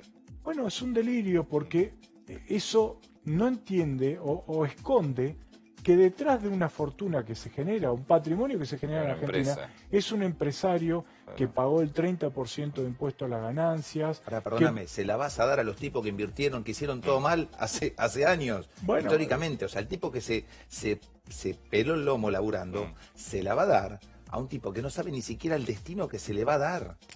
Porque, hablemos con franqueza, en este país estamos acostumbrados también a ese tipo de situaciones. Entonces, y te sumo una dimensión, que es que el empresariado, las grandes fortunas, dicen, bueno, yo puedo tomar la decisión de poner un 5, un 4, un 3% de mi patrimonio en una economía que crece, que es pujante, que tiene oportunidades, que me incentiva, que me da la palmada en la espalda y me dice, haz el esfuerzo, pero tenés todas estas oportunidades. Pero lo que está pasando es que el empresariado, yo siento que tiró la toalla. Y entonces dice, ¿sabes qué?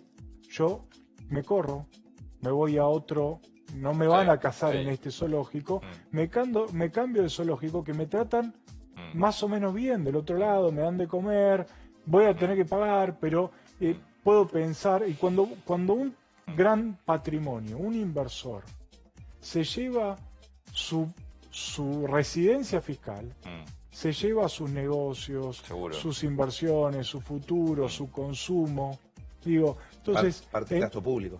Parte del gasto público ya probamos se probó en otros países, Francia lo probó. Tenemos que pagar lo que nos quedamos. Obvio. Sí, obvio. Francia lo probó y no funcionó, entonces, digo, me parece que la Argentina tiene que encontrar otra ecuación saliendo de los extremos que ya probamos que no funcionan. Rodrigo, muchas gracias. ¿Será el famoso acuerdo al que alguien dio de llamar, que no sé quién llamó? O sea, lo que se propuso en la carta famosa de Cristina Fernández, pero nunca se llevó adelante. Señor Urtubey. ¿Cómo está? Bien, muchas gracias por favor, por la visita. ¿Qué pensás de...? Yo siempre rescaté mucho esa famosa tercera vía o tercera posición que se fueron corriendo todos, que vos te quedaste en el lugar junto con Lavagna en su momento.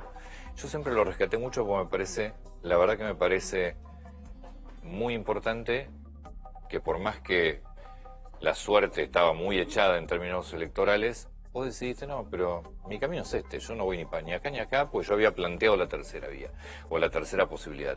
Así que esto lo dije muchas veces, te lo digo ahora. ¿Y cómo te tomaste así como una pausa de la política, al menos de la política activa? ¿Qué estás viendo? Yo escuchaba atentamente lo que planteaban. Tenemos un problema sistémico grave en la Argentina porque cambiamos las personas y no cambia. El gobierno anterior le fue muy mal, al anterior le ha ido muy mal, a este le está yendo muy mal. Yo creo que en la Argentina se agrava una crisis de representación que ya se está viviendo en todo Occidente. Agravado acá por la pésima performance que llevamos los últimos 50 años. Yo creo que hay que ir a fondo en cambiar un sistema político en la Argentina en donde toda la, entre comillas, corporación política sea corresponsable al mismo tiempo. O sea, nosotros podemos ir a un jefe de gabinete de ministros designado con acuerdo del Congreso, en donde las principales fuerzas políticas sean socios en la cosa si va bien y sean socios en la cosa si va mal. Porque si no, este jueguito de ganá vos pero que te vaya mal, entonces después vuelvo yo, se empieza a terminar. Creo que también hay que encontrar un espacio de participación a los generadores de riqueza, de bienes y servicios en la Argentina. Sí, lo tienen en Uruguay, lo están encontrando. Claro, porque hay que encontrar un mecanismo, porque naturalmente, desde el principio de la humanidad, los gobiernos, en alguna medida, terminaron representando a los generadores de bienes y servicios. En la época del cazador-recolector era el más fuerte, después vinieron los consejos de ancianos, la monarquía, en la época de la agricultura. Con la revolución industrial, obviamente explotó todo eso y fuimos a los gobiernos del pueblo, todo lo que tenemos hoy. En un mundo en donde 2/3 del comercio global es economía del conocimiento, ¿cuál es la lógica para que no podamos articular entre lo que es esa generación de bienes y servicios y nuevos modelos de organización política? Esta crisis la está viviendo todo el mundo. Europa la está moderando. Vimos lo que pasó en Estados Unidos, que más o menos se planteó. En cuanto a vos acá planteás que hay un problema de representatividad política, ya lo primero te dicen, bueno, lo que decía Santoro hoy, bueno, pero hay que tener cuidado porque entonces pueden aparecer y aparecer unos sectores que no quieren la política. Y la verdad es que no hay que tenerle miedo a cambiar la política. O la arreglás o te echan a patadas. O sea, o por las buenas o por las malas, vamos a tener que encontrar un mecanismo para que podamos expresar las distintas situaciones que vive la Argentina. Me imagino por lo que estás planteando que estás de acuerdo con la propuesta que hizo en esta famosa carta Cristina Fernández de hacer un llamado o un acuerdo general. ¿Crees que es factible? Es un drama que en la Argentina sigamos anunciando la necesidad de dialogar. Es como anunciar a la mañana, miren, hoy me voy a lavar los dientes, me voy a peinar y voy a salir a la calle. Bueno, pero es que el gobierno que hay, no importa el color, llega. Por eso digo, es dramático que vivamos eso. Si nosotros estamos atados a personalismos casi mesiánicos, de un lado y del otro, porque ahí no hay diferencia, que si tienen la voluntad, por la gracia del príncipe, resuelven dialogar, estamos en el horno. Yo creo que hay que ir a un sistema en donde el diálogo sea la cotidianeidad del ejercicio del poder. Y eso no lo hemos vivido en la Argentina y me parece que nos estamos dando cuenta que nos hace mal. Una crisis muy compleja, ¿no? Es decir, o hay acuerdo general, no solamente de la política, sector empresario, sector sindical, o no sé si tiene mucha salida Argentina. Dos situaciones en la historia argentina en donde algo de esto se vio. Primeros años de la vuelta de la democracia con Alfonsín, en algunas cosas, sobre todo con las azonadas militares, y luego en las mesas de diálogo argentino en el gobierno de transición de Duhalde. Son dos ejemplos que salieron bien, más allá de los problemas que hubo, más o menos salieron bien. Si nosotros institucionalizamos eso, yo creo que la Argentina puede ir mejor. De verdad pienso eso, porque si no, lo otro no tiene sentido. ¿Qué pensás de Alberto Fernández? ¿O del gobierno de Alberto Fernández, de Cristina Fernández? ¿Qué pensás del gobierno? A mí no me genera ninguna sorpresa, porque en definitiva es lo que algunos decíamos que iba a pasar, está pasando lamentablemente. Después viene la anécdota, la discusión de si la pelea de uno con otro, qué sé yo, pero no es más que la estrategia de atrapa todo, en donde uno hace de bueno, el otro hace de malo, van alternando roles, igual, pero es lo mismo. Y además llegó... A mí no me sorprendió, cuando vos planteás, o cuando alguien plantea gobierna, Cristian, la verdad que es el 30% de los votos, o sea, es la fórmula presidencial. Pero el problema que yo veo más grave es que nosotros seguimos opinando permanentemente de personas. ¿Por qué? Porque no hay lo que vos decías recién. No hay una propuesta, no hay un rumbo, yo no sé, ninguno de nosotros sabe a dónde va la Argentina. No. Y se supone que particularmente ustedes, gente súper informada, que tiene que saber. Pero esto no pasa por información, pasa porque no existe. Un empresario y un industrial hoy quiere, bueno, vos sos de familia también de industriales, quieren invertir o quieren desarrollar un negocio, ¿bajo qué parámetros? Si no tenés A mí me pasó hablar con empresarios en otros lugares, ¿no? Y me decían el problema que tenemos en tu país, hace unos cuantos meses. En un país que no te ofrece, no te garantiza o ofrece ni rentabilidad ni seguridad, ¿cuál es la lógica para estar ahí? Claro. O sea, porque nosotros estamos garantizando, entre comillas, si lo hacemos, rentabilidad por abajo de lo que te están ofreciendo países desarrollados, serios, estables del mundo. Entonces, lo decía con honestidad, si yo invierto en Afganistán, en donde es un desastre, pero la TIR que tengo en la inversión es gigantesca, con lo cual yo en 4 años me salgo y gané plata. Está bien. Pero la Argentina no te da eso. El gobierno anterior, completamente diferente a este, tampoco solucionó nada. Es decir, no importa la ideología y no importa, no encuentran la solución. Porque hay un problema sistémico más profundo. Al final, el gobierno anterior y este son bastante parecidos. Olvídate de la cuestión ideológica, esa cosa. En un país en donde no hay reglas de juego, en donde no hay normas, en donde no sabes cuál es el sendero por el cual vas a caminar, es muy difícil construir alguna certeza. No interesa hacia dónde. ¿Y qué parte no ve la dirigencia de eso? Que no lo cambia. Porque esto está bárbaro. Pero ¿qué parte no ve? Porque capaz que la dirigencia, o Alberto Fernández o Cristina Fernández, Sergio Massa, capaz que dicen, pero ¿qué no? Está clarísimo hacia dónde vamos. Tú sabes que yo, y lo digo en primera persona, porque plural, algo no coincide entre lo que se percibe de un lado y lo que hace el gobierno. O lo que hacía Macri en su momento también. Mira, yo tengo dos cosas. Una, para ser más indulgente, he estado en el otro lado del mostrador también. Hoy, aprovechando más tiempo, hasta estoy haciendo una MBA ya grande, pero quiero abrirme la cabeza hacia otro lado, ¿no? ¿Y qué es lo que advertís claramente?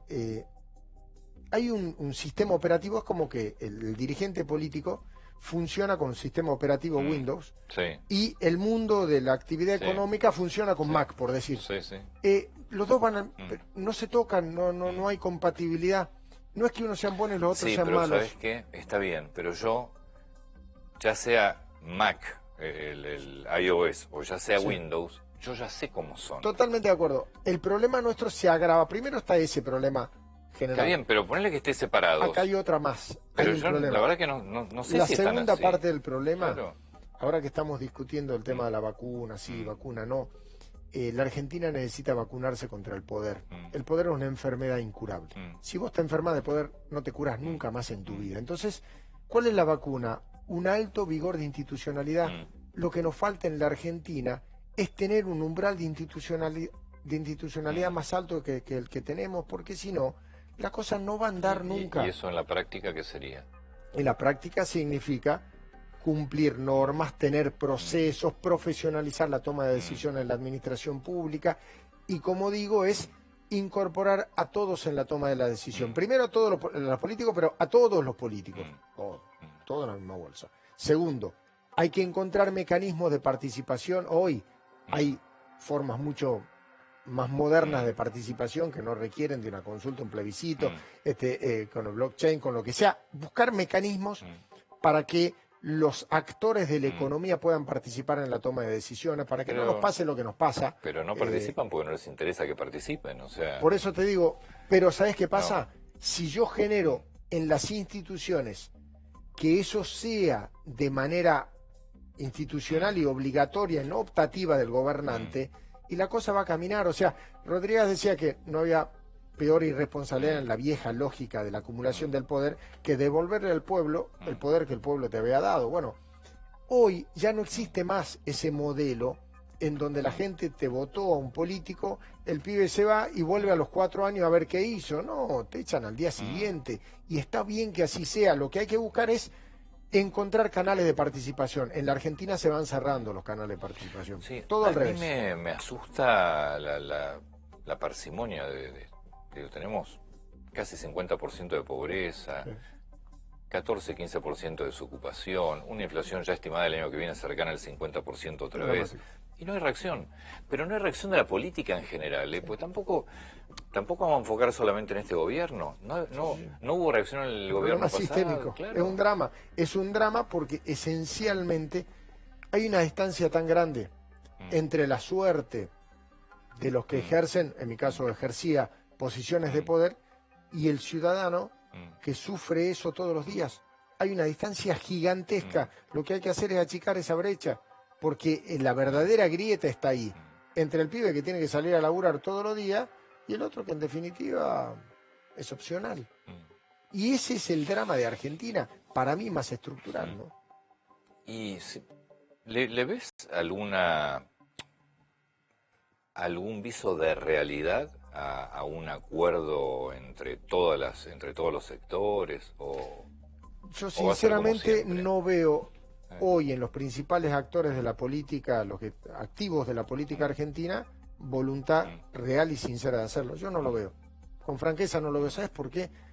Porque la lógica de validación de la existencia de unos y otros es la confrontación. O sea, ellos viven, se paran en la confrontación. Por eso el acuerdo no les sirve, básicamente. Funcionan con la lógica protagonista-antagonista.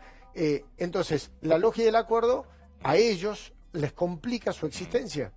Mientras eso siga funcionando así, yo no veo que eso sea posible. Urtubey, muchas gracias. Muy atento, Gusto, permiso, Berto. gracias, Por lo mismo favor. digo.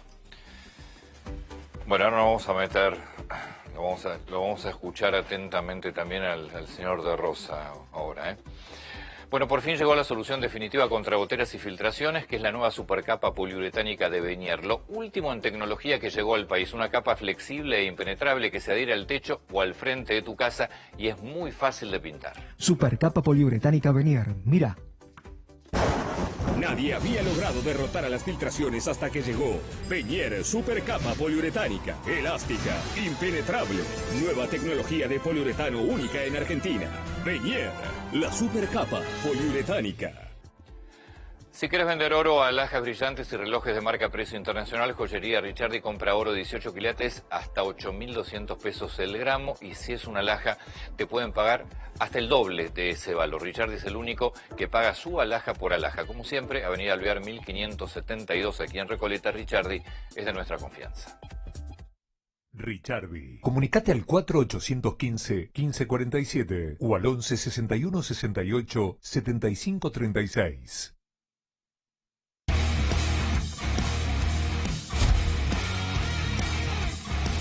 Llevaba un cuchillo de carnicero. Subió al primer piso con la idea de directamente lastimar a una de las profesoras. Fue la otra la que se interpuso en el camino para evitar el ataque.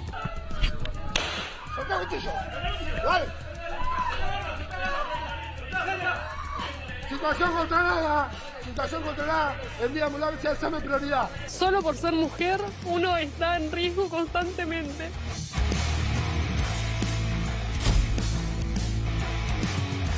Esta persona estaba aquí en la vereda amenazando gente con ese cuchillo de carnicería de unos 25 centímetros aproximadamente.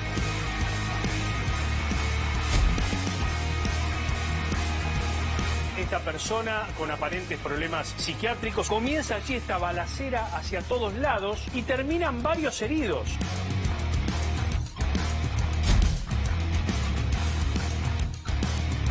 La tomó del cuello a la mujer, o ella le dice, deja que te van a lastimar, por favor. ¡Que no quiero que te haga nada!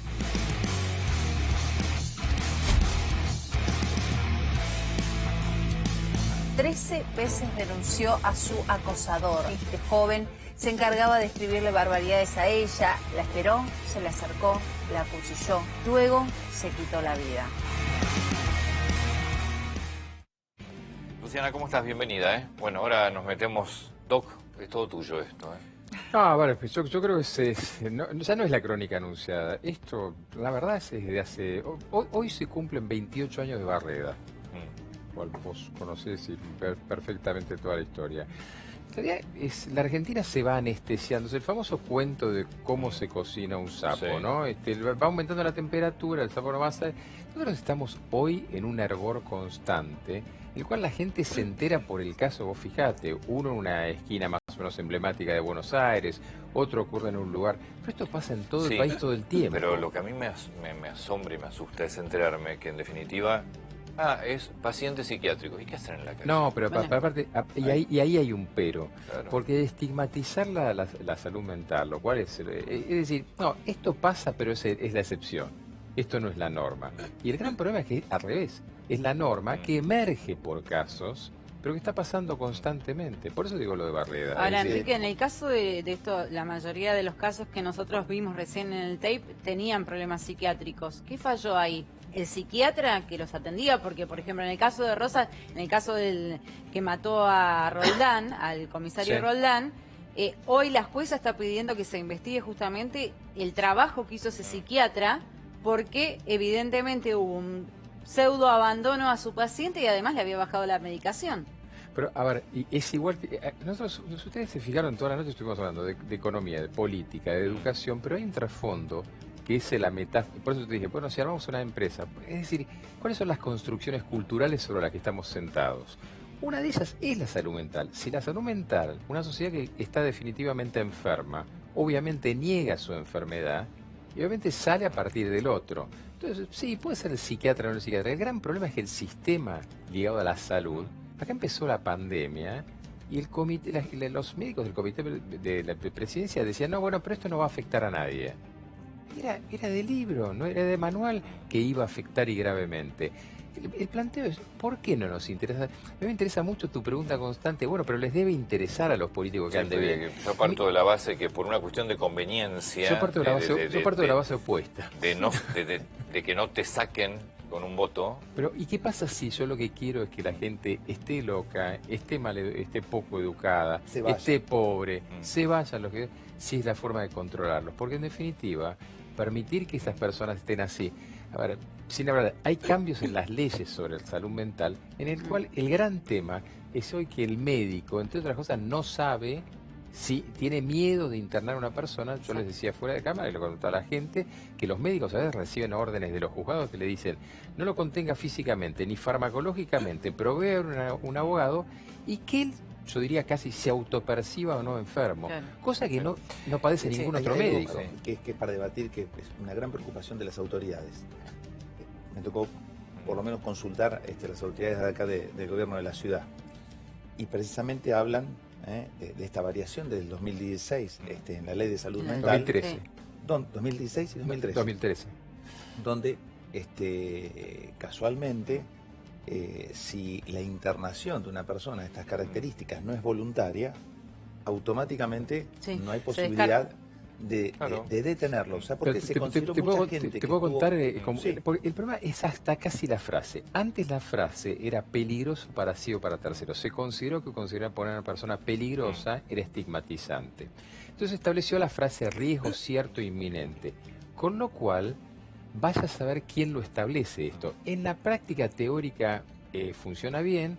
En la práctica no solamente no sabes cómo, sino no tenés lugares.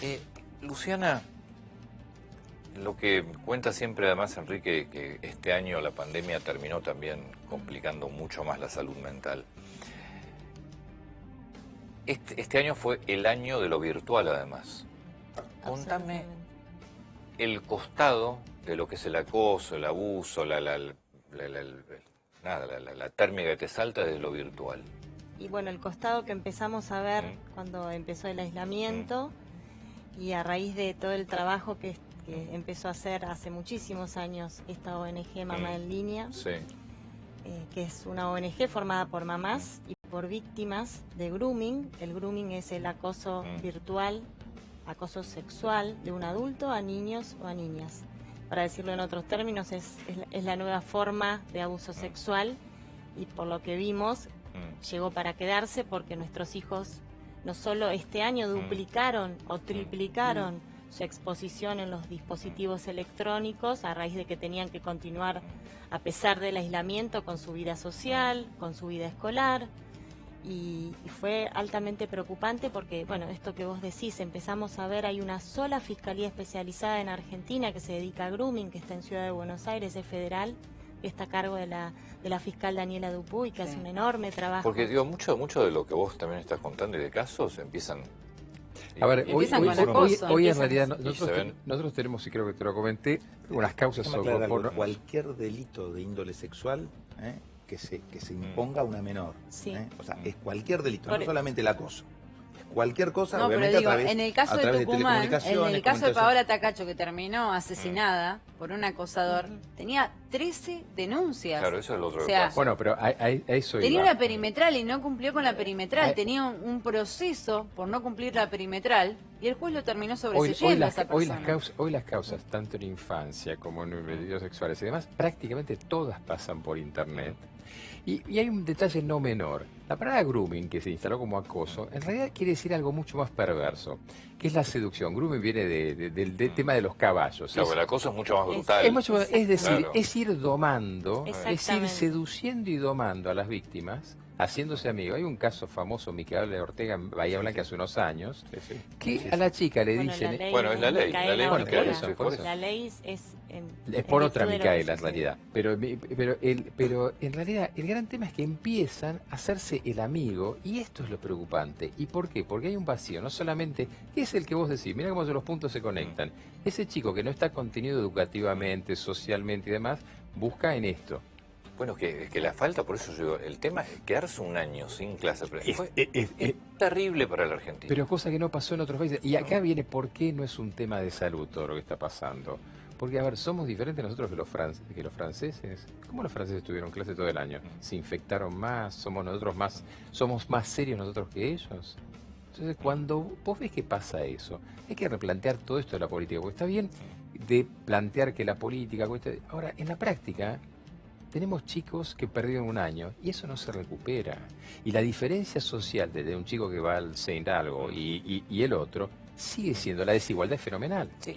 Igual, perdón que haga una aclaración, que hay una ley Mica Ortega, que es la que se sancionó este miércoles y que tiene que ver con este caso que vos mencionabas, que es que el que en definitiva trajo esta nueva ley que tiene que ver con una campaña permanente. Claro, porque está la de grooming, pero esta es el grooming permanente, campaña permanente. Hay una que estipula, la de 2013 estipula el grooming como delito, porque hasta 2013 ni siquiera era un delito en Argentina. Esta te fija una campaña permanente. Te fija, te obliga como Estado a estar en campaña permanente, porque además este es un delito que por supuesto muta, que por supuesto el Estado va siempre detrás.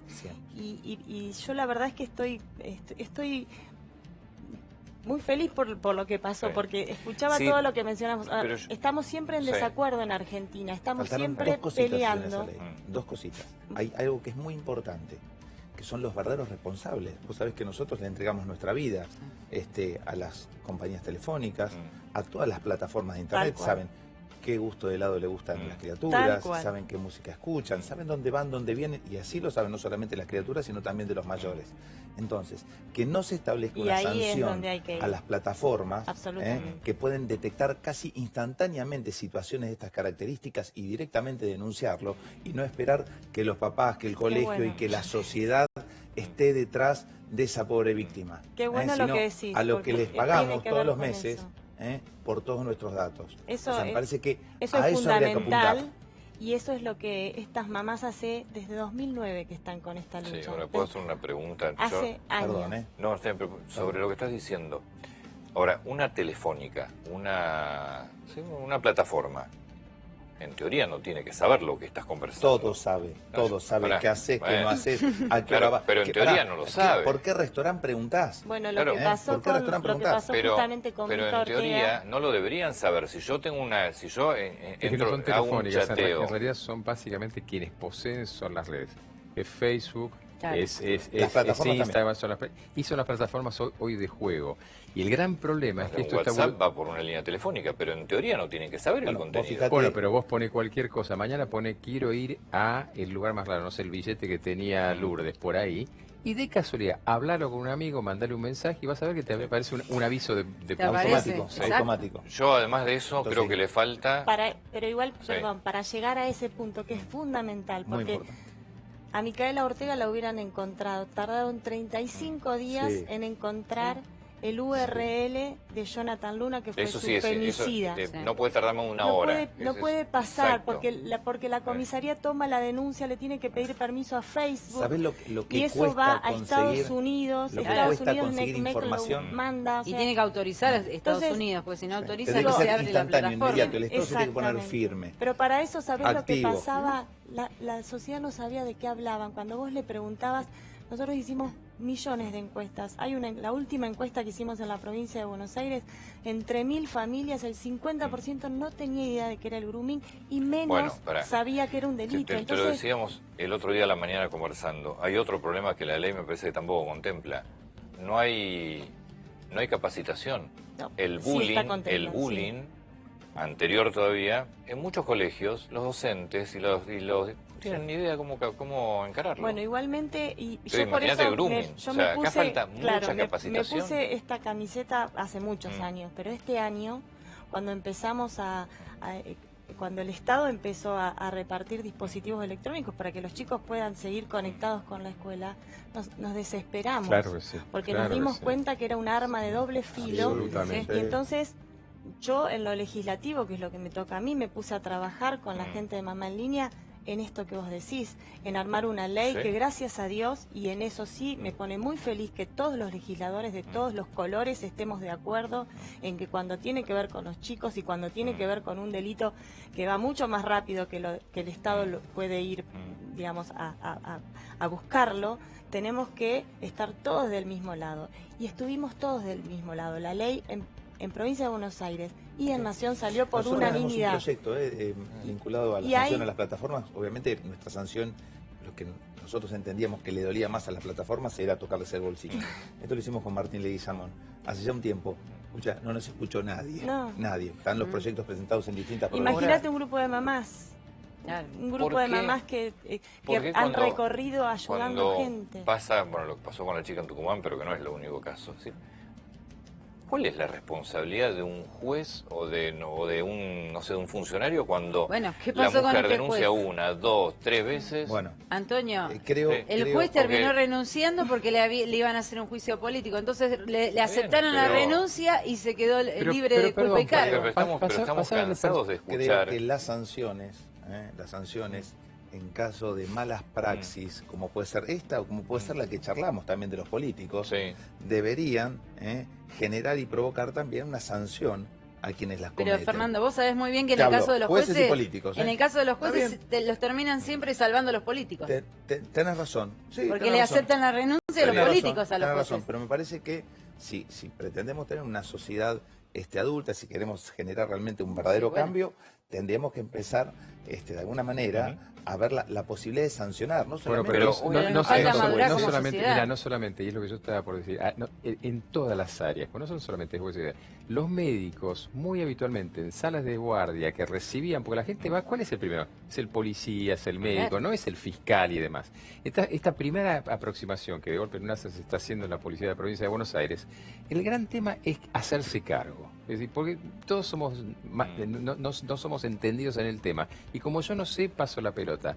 Hay un libro famoso que se llama Crímenes del Futuro, Future Crimes, de Goodman, que se utiliza para todos los tipos de delitos, que termina de una manera fenomenal. Dice, de todas maneras este libro nos sirve de mucho, ya que todos los crímenes que acá se describen van a ser viejos. Empiecen a pensar para adelante. Es decir, hablamos de grooming, vos decías bullying y demás. En realidad tenemos que tener una capacitación permanente. Vos decías justamente... Sí, pero aparte de capacitación permanente, más allá de lo que plantea Fernando, yo insisto, si vos no tenés sanciones para aquellos que no le dan pelota, entonces reciben un pedido, un juez, una denuncia, bueno, una medida de restricción, no la cumplen, bueno, pero es que hasta que la matan a la mujer y ahí no pasa nada tampoco. Respecto al grooming, que es lo que por ahí yo más pero que con el grooming puede terminar en un asesinato. No, y todo lo que termina. Seguramente termina en eso, porque primero va a terminar en un abuso sexual infantil, porque el groomer va a buscar eso siempre, porque es, diciéndolo con todas las letras, es un pedófilo buscando en la web a sus víctimas. Tienen miles y miles de perfiles falsos, entonces lo importante era poder ponerlo en la boca de toda la sociedad, que todos sepamos que esto existe. Perdón, y después de avanzar falso. a los lugares ¿A en vos donde... te parece que una plataforma no puede identificar fácilmente un perfil falso? Sí, yo creo que sí. Y nosotros fácilmente, lo pero seguimos con un programa, solamente con un programa. Claramente. Entonces, son sus clientes, ¿cómo no van a poder de ahí disponer? la grave responsabilidad también de... Sí, va a tener que haber una métrica, algo que se tiene que poder hacer, que por lo menos te dé un porcentaje alto que puede ser falso. Tiene que haber una... Y además, también avanzar hacia la legalización de los perfiles, bueno, no sé cómo es el término exacto. No, la verificación, que sean perfiles verificados. Que sean verificados, que Facebook, que puedan verificar eso. Pero digamos, antes de llegar a todo eso, las leyes que se votaron, tanto en provincia de Buenos Aires, que tiene histórica la deuda que tiene con esto, a pesar del asesinato de Mica Ortega, en donde nunca pasó nada, tenemos la ley, y lo importante es que se fue por dos lugares. Por lo legislativo, porque la verdad es que lo que pasó el miércoles, se olvidaron de todas las discusiones, nosotros estábamos esperando, cuando el presidente de la Cámara, Sergio Massa, nos anunció que finalmente salía, fue una felicidad. ¿Por qué? Porque pusimos banderas para llegar a esto que vos decís, a la capacitación de los docentes. Un mínimo comentario escuelas. de cierre, y yo creo que parte de esto es empezar a llamar las cosas al pan pan y al vino vino. El grooming y la pornografía infantil en realidad son abuso sexual infantil vía informática o abuso sexual infantil filmado. Entonces, cuando empecemos a darnos cuenta que estamos desprotegiendo a los chicos, y eso es el tema, esa es la historia. Muchas gracias. No, al contrario, gracias. Información rápida, yo me voy a hablar con Claudia Piñero.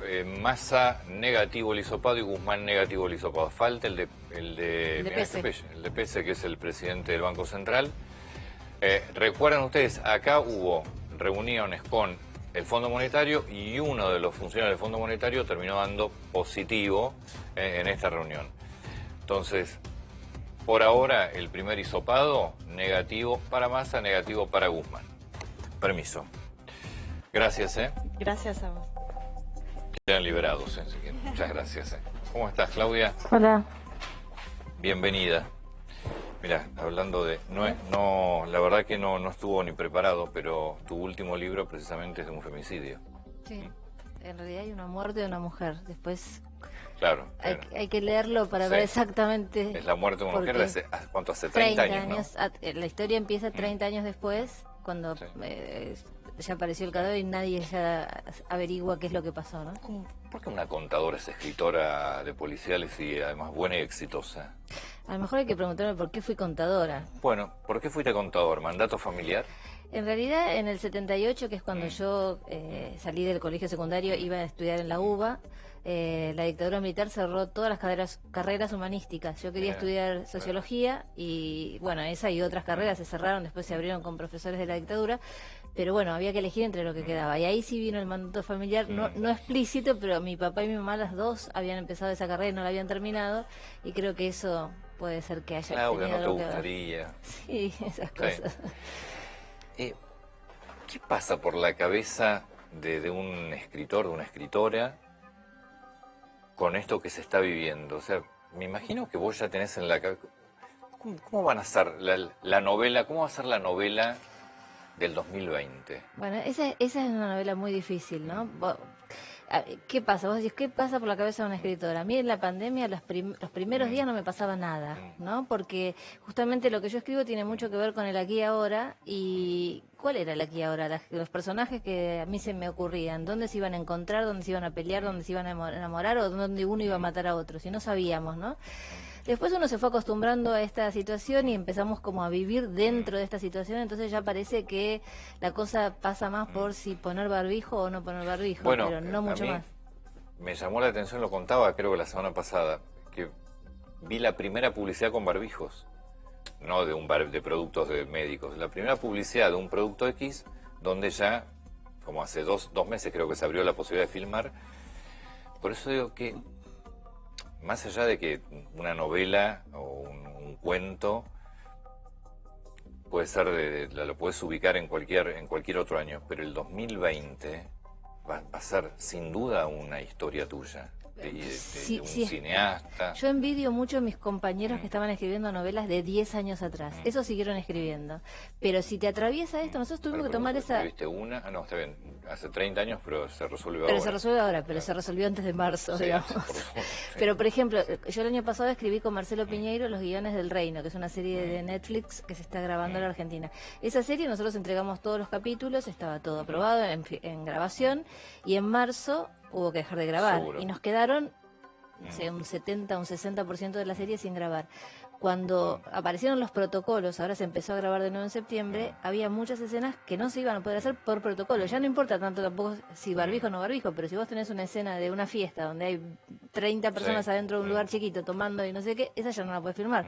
Tuvimos que cambiar un montón de escenas. Y ahora, si empezamos con la fantasía, bueno, y si escribimos una segunda temporada, ¿qué hacemos con el 2020? Lo pensamos, ¿no? O sea, ¿qué hacemos?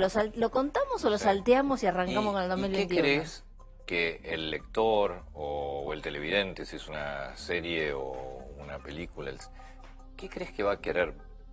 ¿Va a querer ver? Yo creo que vamos a estar un poquito saturados, sí, ¿no? Hubo diarios de pandemia, análisis de todo eso yo creo que ya no teníamos más ni ganas de leer, y creo que todos vivimos esto. Es como que es una historia que no hace falta que te la cuenten porque la vivimos todos. Es difícil, creo que los que lo hagan lo van a tener que hacer muy bien para encontrarle la vuelta y contar algo diferente, algo distinto, algo que me llame la atención y que tenga ganas de ver. El problema es si es una novela histórica, porque vas a tener que va a tener que aparecer el barbijo, como no puede no puede aparecer un reloj hace totalmente, determinada cantidad de años. Yo lo que no sé es si vamos a tener ganas de seguir, salvo que con la vacuna sea todo bárbaro, entonces y nos olvidemos de todo. Y sea historia, pero está como muy heavy, ¿no? Para la cabeza de cada uno. A mí me parece que está muy difícil pensar ficción, porque vos lo que haces es inventar un mundo y hay muchas coordenadas de ese mundo que no sabes cómo van a ser, ¿no? Pero bueno, esperemos que pronto ya... Obviamente apareces en el documental de García Belsunce, más por la viuda de los jueves, pero esta última novela, ¿es algún caso? ¿Cómo pensás un policial?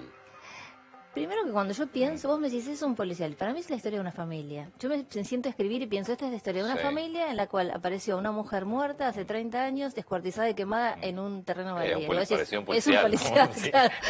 Sí. Tiene ladra, tiene la policial familiar. Claro. Pero yo la pienso desde la familia, esta familia hipercatólica, donde una hermana es fanática católica, la otra es atea, y se empiezan a pelear a través de la ideología y la religión, etcétera.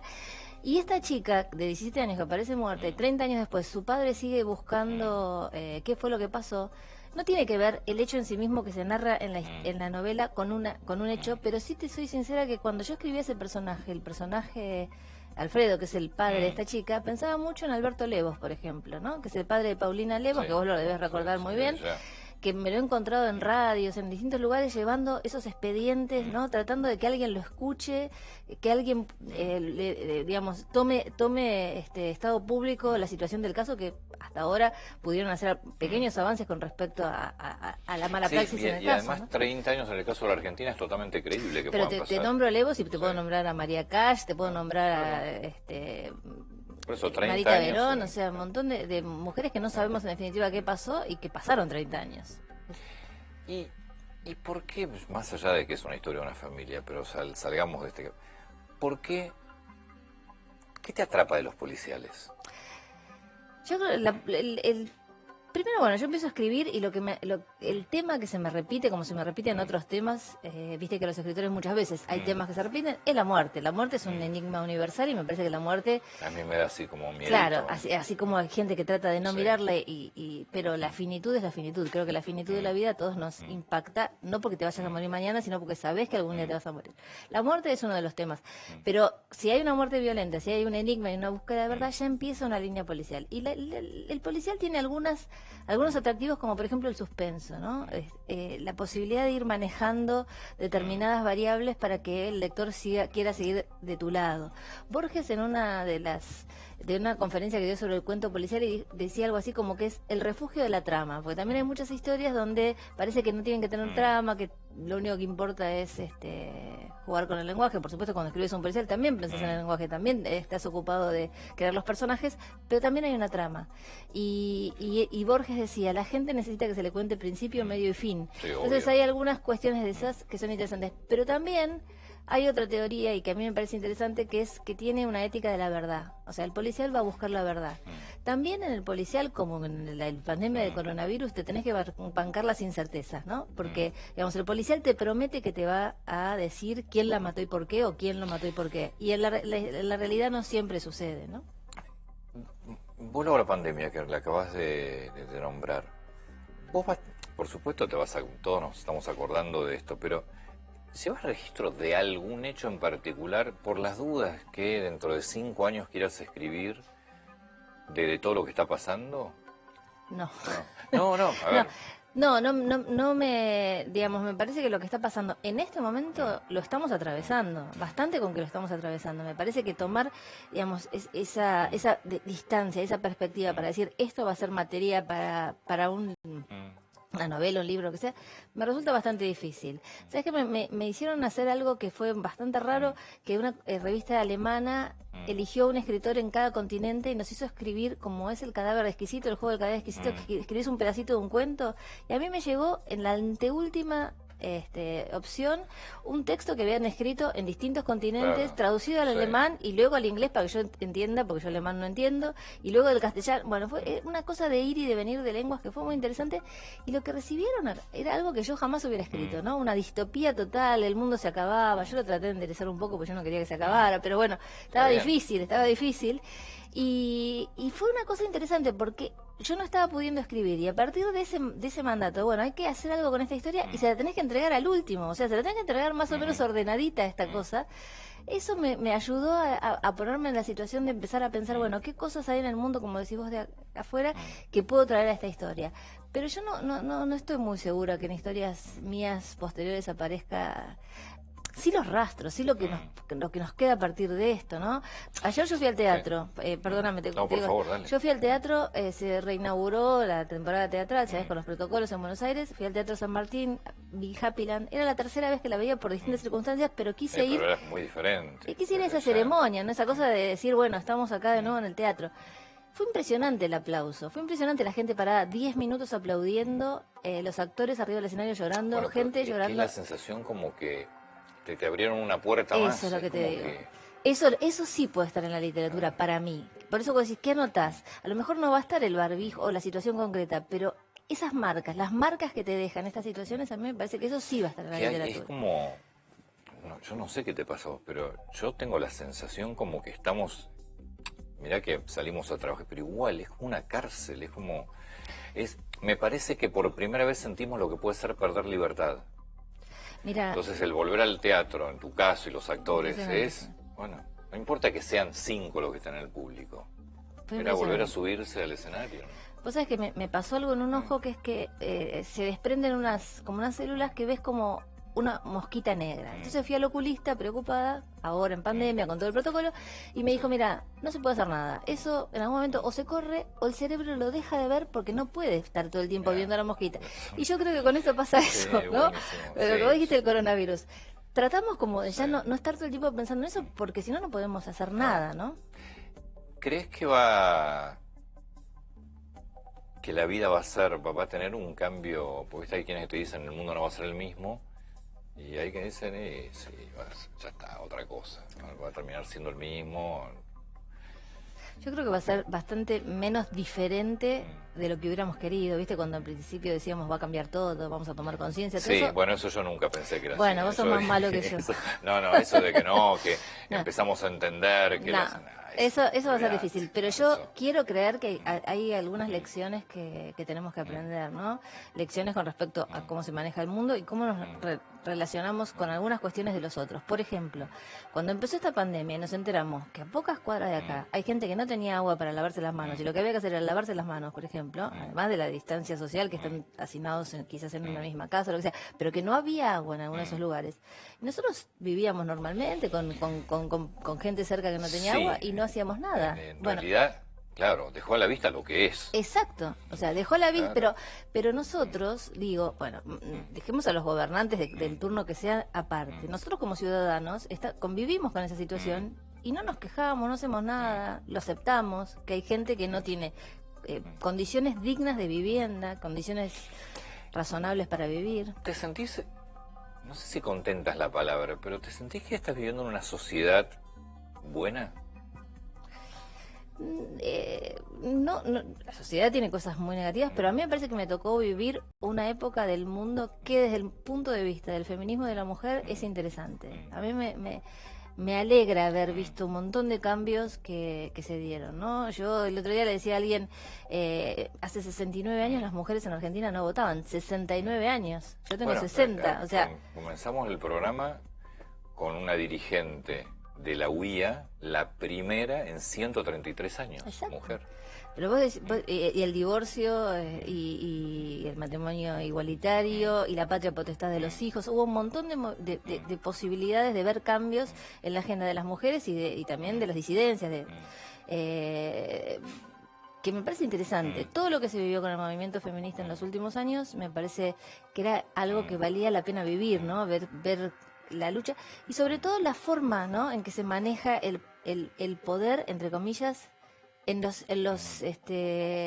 colectivos de mujeres, ¿no? Nosotros estamos acostumbrados que los hombres es algo vertical, hay uno arriba, se matan entre ustedes a veces, ¿eh? No creas. Sí. Bueno, por favor. Eso lo dejamos para otro momento, pero quiero decir, el poder, si vos vas al feminismo y querés buscar un líder para transmitir algo y que se lo transmita, no lo encontrás porque es algo totalmente horizontal, donde todas las personas, tienen una opinión, se escucha todo lo que se dice, hay mucha asamblea en los movimientos de mujeres. Eso me parece interesante para que la política lo escuche también. Estás, te voy a preguntar por el gobierno, pero desde un punto en particular, que es el aborto, que vos en su momento también fuiste muy muy fuerte con la posición y ha pasado. ¿Vos entendés, por ejemplo, que este año no se haya hecho todavía? Porque escuché mucha gente incómoda con que ni siquiera eso cumplieron.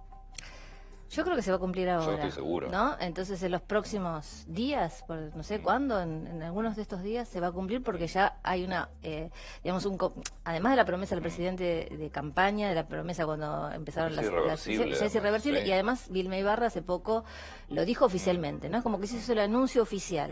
El proyecto se va a mandar en estos días. Nosotros hemos tenido más paciencia que otros. Digamos que las mujeres tenemos bastante paciencia porque si no hubiéramos votado antes, ¿no? Hace 69. Pero quiero decir, al principio era claramente una cuestión de, tenemos otros problemas, tenemos que ocuparnos de esto, el Ministerio de Salud está ocupado con esto. Eso no quiere decir que el aborto va a insumir más tarea a la salud, porque vos sabés que el aborto que se propone es un aborto medicamentoso, eso va a aliviar de mujeres que hacen clandestinamente, ingresan, hay más o menos 40.000 mujeres que ingresan por año a un hospital porque se hicieron un aborto clandestino. A blanquear algo que además es... Exactamente, entonces no es que vaya a complicar el sistema de salud, pero sí que quienes tienen que instrumentar esto, además del Ministerio de las Mujeres, además de la Secretaría Legal y Técnica, además del Congreso, etcétera, es el Ministerio de Salud. Entonces, bueno, uno decía, están ocupados con otra cosa. Ahora, cuando se empiezan a normalizar un montón de cuestiones, y estábamos ansiosas, tiene que ser, y bueno, hasta llegamos como al límite de las ordinarias y será ahora, ¿no? En extraordinarias. En extraordinarias, pero lo tienen que anunciar ahora antes que termine. Claudia, muchas gracias. Gracias a ustedes. Por favor. Gracias por acompañarnos. Se quedan como siempre con Ale Fantino, Débora Plager. Hasta el próximo domingo 8 de la noche. Buena semana para todos.